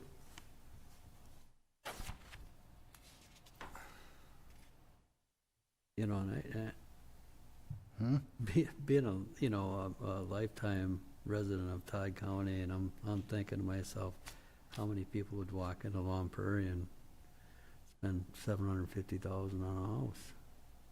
And if they're gonna buy something worth $750,000, they're not gonna do it in town and Long Prairie. Right. But Well, it'd be on agreed, but is there a glass ceiling? Because with Mr. Getz, I said there's not a glass ceiling. When we built 25 years ago, people said, well, if I spent that much money on a house, I'd certainly build it on a lake. And I said, I don't want to be on the lake. I don't want to pay those kinds of taxes. Yeah.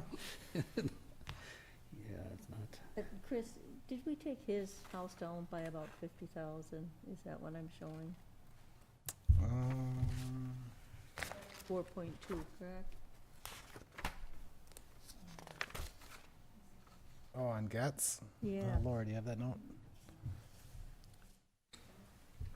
Or am I looking at the wrong one? Number 2. What? So you went down. Yeah, that's what I'm showing right here. No, 53.9. The reduction was $55,900 on Mr. Getz's parcel. And we just put that towards his building? Yep. Well, I'd make a motion to take this down by 50,000, all on building. Okay. Motion by Becker to reduce by 50,000. Do we have a second? Second that. Second by Danny. Discussion? If none, all in favor signify by saying aye. Aye. Opposed? Carried. Thank you. Thank you.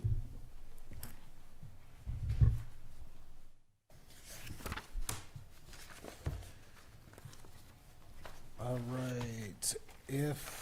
That's all of our in-person appointments. I'd propose that we go to item 4.6.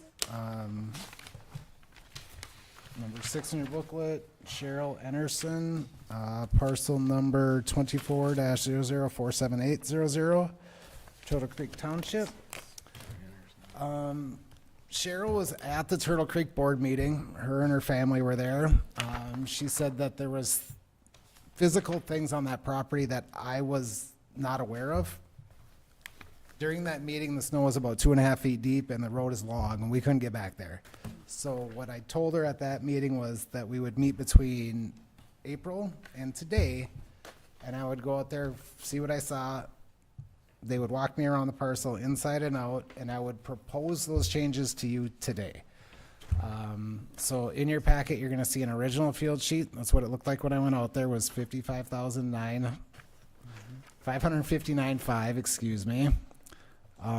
Based off of the things that I saw with the lakeshore, all of the one side is very, very steep. And then within the bay, there's a lot of lily pads, not high dollar stuff. And I'm pausing because I'm trying to find my spot. Is this Big Lake? What's that? This is out at Big Lake? This is on Big Lake, yep. Very close to the end of Moraine Drive. There's one house past them.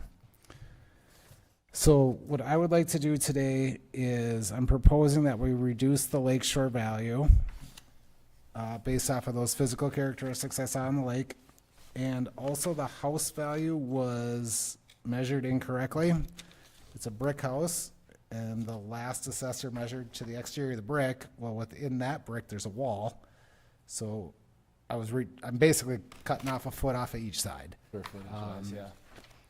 So rather than have the value at 559,500, what I would like to propose is 490,200.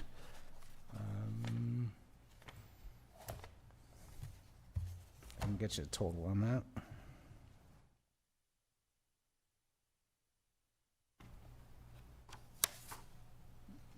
Total reduction of $69,300.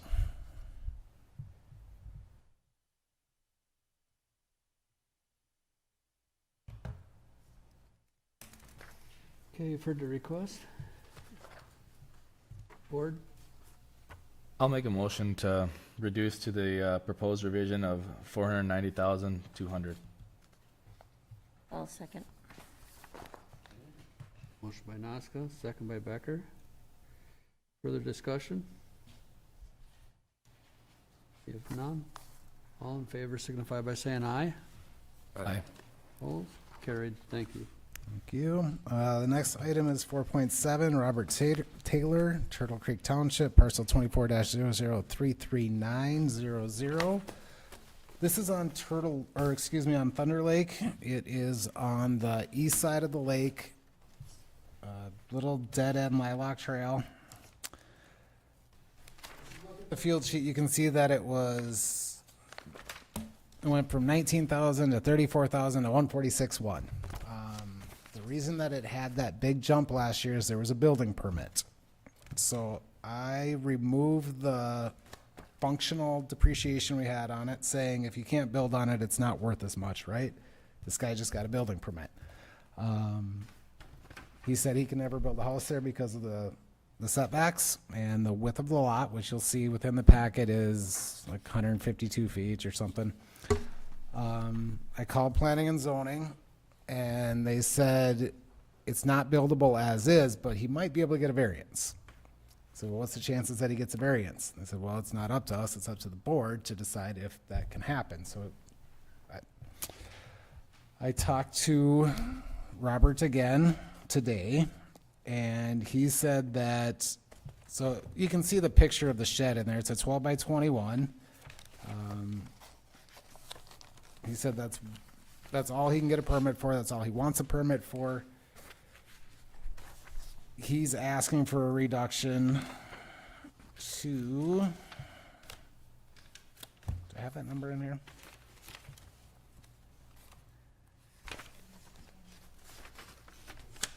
$1,100. from 146.1, $70,000 reduction based on the fact that he cannot build a house on this parcel. We recognize the fact that he's got some sheds on it. I can understand that, because if he did, in my head, if he owned on the other side of Lilac Trail, and if he owned on both sides, he would only be allowed to put his house on the off side of the lake. And our standard reduction for having a road between you and the lake is 50%. So to me, this makes sense. If he can't get a permit on this side. Is this a storage shed or It is. it a cabin? It's a storage shed. It has a garage door on the front. It's got, the whole thing is steel. It's one step up from those cheap Menards canvas things that you see. It's like a carport with two ends on it.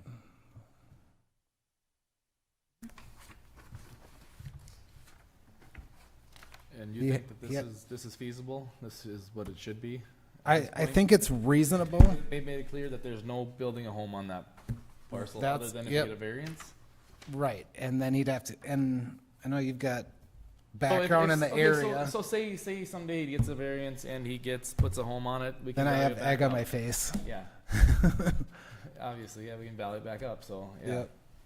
And then we put it right back on, we removed, and that's what happened this time. The building permit came through, I removed the functional depreciation because it's buildable.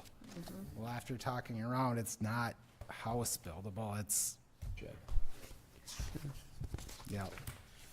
Right. Yeah, that's all I have on that. If the board's willing, my proposal is to go from 146.1 to 76.1, a reduction of $70,000. Yep, okay. You've heard the request, is there a motion? So move. Motion by Danny, is there a second? Second. Second by Becker. Discussion? If none, all in favor signify by saying aye. Aye. Opposed, carried, thank you. Thank you. The next item is 4.11, Henry Thiessen, Germania Township. There is 13 parcels here, I think. 14, excuse me. In your packet, there's a letter. Denise, do I read that letter in, or? Yeah, sure. Sure yes, or sure must?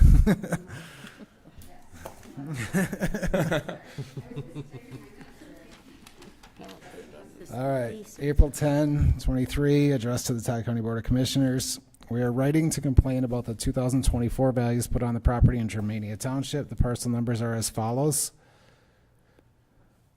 09-17800, 09-0018, 09-001820, 09-001840, 09-018500, 09-001890, 09-001900, 09-001910, 09-001920, 09-001960, 09-001980, 09-002010, and 09-002030. The current classification is resident or rural vacant non-homestead, and the values you are suggesting are way too high. It is swampland with no other use but hunting 10 days a year. We can't plant crops, can't build, or find any other use for this property. Parcel 09-001940 is 120 acres and is landlocked on 3 sides with no road access. It has a small patch of woodland. We are asking that these increases in values be reevaluated. We have also investigated sales for lands similar that have recently happened in the area. The sales we looked at are ECRV 14664700, CRV ID 1439073, and CRV ID 1389706. And what they sold for, the value was slightly less than what you are setting our value. If you would like me to take you out there so you can see what I'm talking about, please feel free to contact me. The swamps are usually very wet and not easy to get around in. but it would be a way to show just how unusable this land is. Around 2000, we were forced into paying $50,000 for ditching, and that only helped the farmers around us with no real benefit to our land. I'm not able to make the meeting listed on the valuation notices, but would like to be considered in reevaluation. Yours truly, Henry Thiessen, address given. All right, so this is, he's right, it's wet, it's swampy, it's a ton of land. Rather than providing field cards for 14, we've summarized it all into one little spreadsheet for you.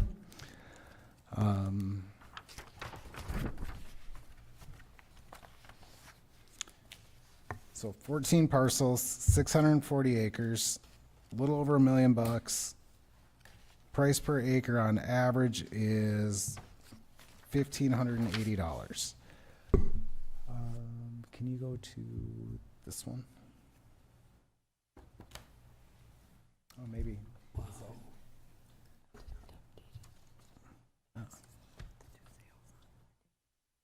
Okay.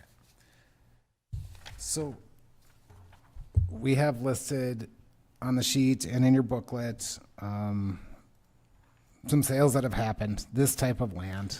Moran Township, northern, so section 1, $1,550 an acre.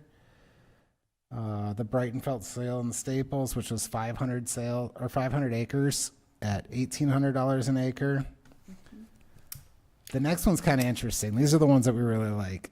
So Stan's bought 120 acres in Bartlett Township for $517 an acre. 1 year later, he sold it for $617 an acre. It's bare land, nothing changed. So this shows an increase in value right there. Same thing on the next sale. Lanners bought it in March in 80 for $1,100 an acre. Sold it in August for $1,500 an acre. That was Staples Township. Another one in Staples Township, 900. One in Little Elk, 3,000. His letter he brought has 3 of these 5 sales referenced within them. We expanded that reach a little bit. Yeah, and on the right side, or excuse me, on the left side, you can see how many acres of each type he has. It does have a sustainable forest covenant on it. And within his letter, he mentioned 120 acres that are landlocked. They're landlocked by him. He owns the parcels leading up to the road. So it's an arbitrary line that he crosses to get to his own land.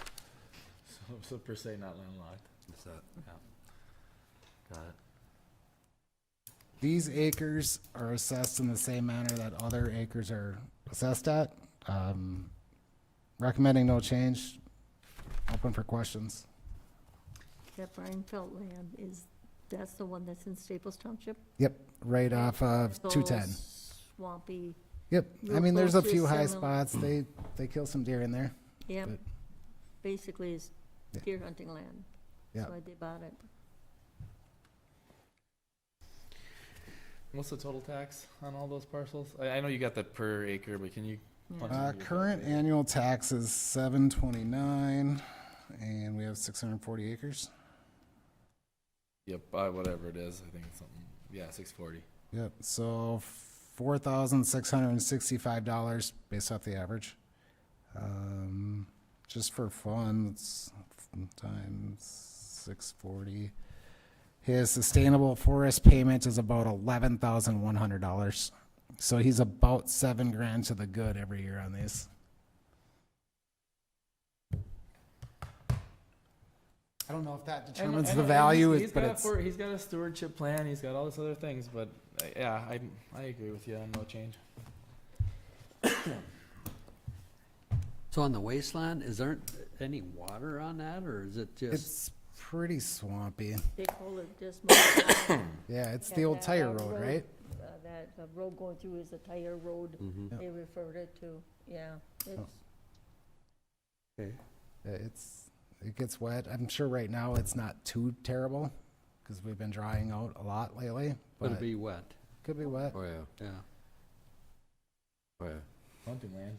Yeah, It's What? hunting land, I mean. Yeah. Not Okay. ideal, but, yeah. I'll make a motion to, leave it as is. Okay.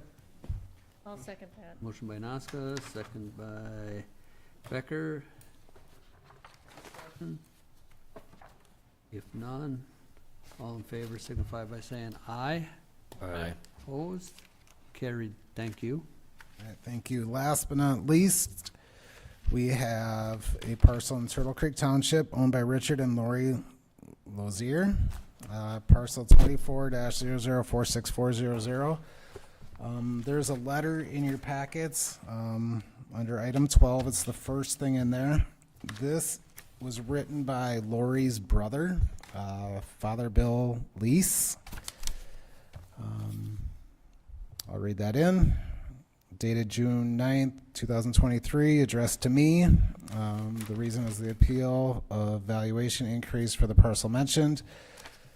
Thank you, Chris, for providing the Turtle Creek sales data that you use as a basis for determining the Lozer's assessed property value. The spreadsheet is admittedly somewhat information dense for someone not accustomed to reading the data, but the detail underscores the methodology used for arriving at the projected assessed values. I recognize some of the sales on Big Lake, and I understand that other surrounding property sales were also included in calculations. I did my own research using Zillow. I located a recently sold property on Big Lake that did not appear on your list. Because of its recent sale date and its proximity to the Lozier property, I think this would be relevant for inclusion in your calculations. The property address is 35829 Moraine Drive, which sold September 22 for $440,000. The house is 1,680 square feet with lake frontage, which equates to $292 per square foot. When applying that same $292 per square foot cost to the Lozier cabin of 1,180 square feet, it would equal a valuation of $344,560. Zillow, the national data-driven realty company, is in the business of trying to accurately determine market value using surrounding comps. They have a forecasting tool called Zestimate, which uses the same factors that you do. Though I'm aware that these estimates are not perfect, when I plug the Lozier address to arrive at today's market value, it indicates $300,900, or approximately $255 per square foot. He has an illustration of the Zillow on the letter. Page 2. In looking at the historical assessment data in the 3 years from 2018 through 2020, the average annual escalation was 9.85%. In the 3 years from 21 to projected 23, the annual average escalation jumped to 25%. This seems excessive and is not supported by either local comps nor the Zillow sales data mentioned above. Lozier cabin valuation increased from 2016 to 2023. Inserted here is a 8-year table that illustrates the average was 24.99% in the final 3 years. He goes on to say, it is worth noting that due to the Lozier health conditions, Lori has a degenerative brain disease and Richard is in his mid-80s. They were not on top of the required appeal notice for the deadlines for 2021 and 22, when those dramatic 25 compounded annual increases occurred. In the absence of their ability to appeal, those values stood and were subsequently used as the basis for future escalations. So, in some ways, my appeal on their behalf for 23 is an attempt to compensate for those previous lost appeal opportunities. In summary, I wanted to bring light to the important variables for the appeals board to consider, based on the combination of the relevant recent sales comps at neighboring 35829 Moraine Drive, the Zillow Zestimate tool, and the lost opportunity of previous escalated assessments for 2021 and 22. I am hopeful that the 2023 assessed value can be brought closer in line to the $310,000 to $345,000 range of $255 to $292 per square foot. Though neither I nor Lori or Richard are able to present for the Todd County Board of Appeals an equalization meeting on the evening of June 13, 2023, I am happy to discuss this matter further with you or anyone else on the appeals board. Thank you in advance for your consideration of this matter. Respectfully submitted, Father William M. Lease, CSC.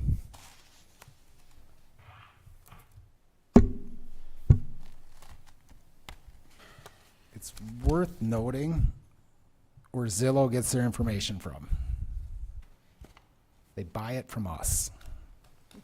CPT, with our permission, provides public data to companies like Zillow itself. So I always find a little humorous when they try to use Zillow to tell us what we assessed it at. We know we gave Zillow the data. I don't know how they utilize your data either, because sometimes it's way off. It's way off. Yep. Yeah, I don't know what sort of calculations they put into it, but it's public information. We can't withhold it, but we don't want to take the time to do it, so CPT does it for us. So, that being said, we go into the field sheet. Current value is 515.5. Big Lake. House was built in 2011. You have the picture there. It's just under 1,200 square feet. Lot. Very nice lot. Level. We can swing into the comps.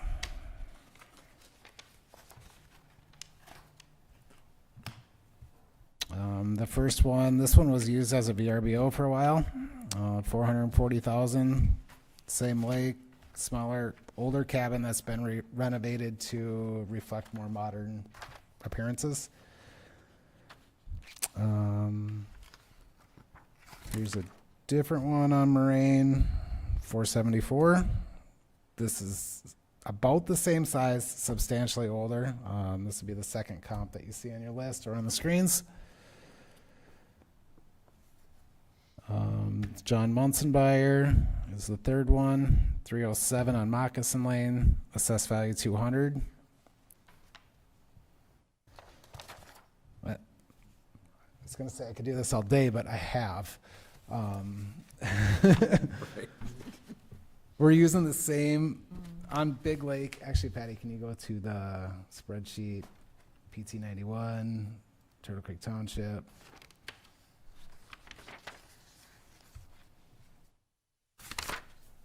What we have here is all of the sales. On the bottom three, these ones, we have 3 sales that happened on Big Lake last year. When we started the year, we were at 56%, 67%, and 72%. When we ended, we're at 74, 92, and 96. So knowing that we changed those parcels, we changed all of Big Lake close to 30%. And if we look at last year's numbers on Big Lake, it's the same thing there. We ended at 91 last year, and we started this year at 70. Big Lake has been hot. That's very little consolation to the people on it, but it's fact. And that's where he's seeing most of his changes. How much lakeshore they got? 97 feet. What side of the lake is this on? This one is on the east side of the lake. Actually, do you want to just pull up a aerial? Okay. We can span out. We can kind of compare it to where the, oh, sorry. Down that dead end. That used to be on 16. Whoopie Inn. Whoopie, yeah, over there. Is it down that dead end road then? It's on Moraine, yep. Yeah. So not far from the ladies' cabin that I went to, and I mentioned that the bricks were measured. So just prior to that place. Yeah, so the. What year where you was see that the house cur- built then? Was that again? What's that? What year was that house built? 11. 2011. Okay.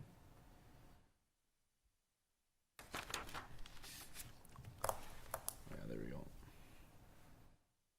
That whole area just built up unbelievable. Yeah, it's, Yeah. they're all moving. Mm-hmm.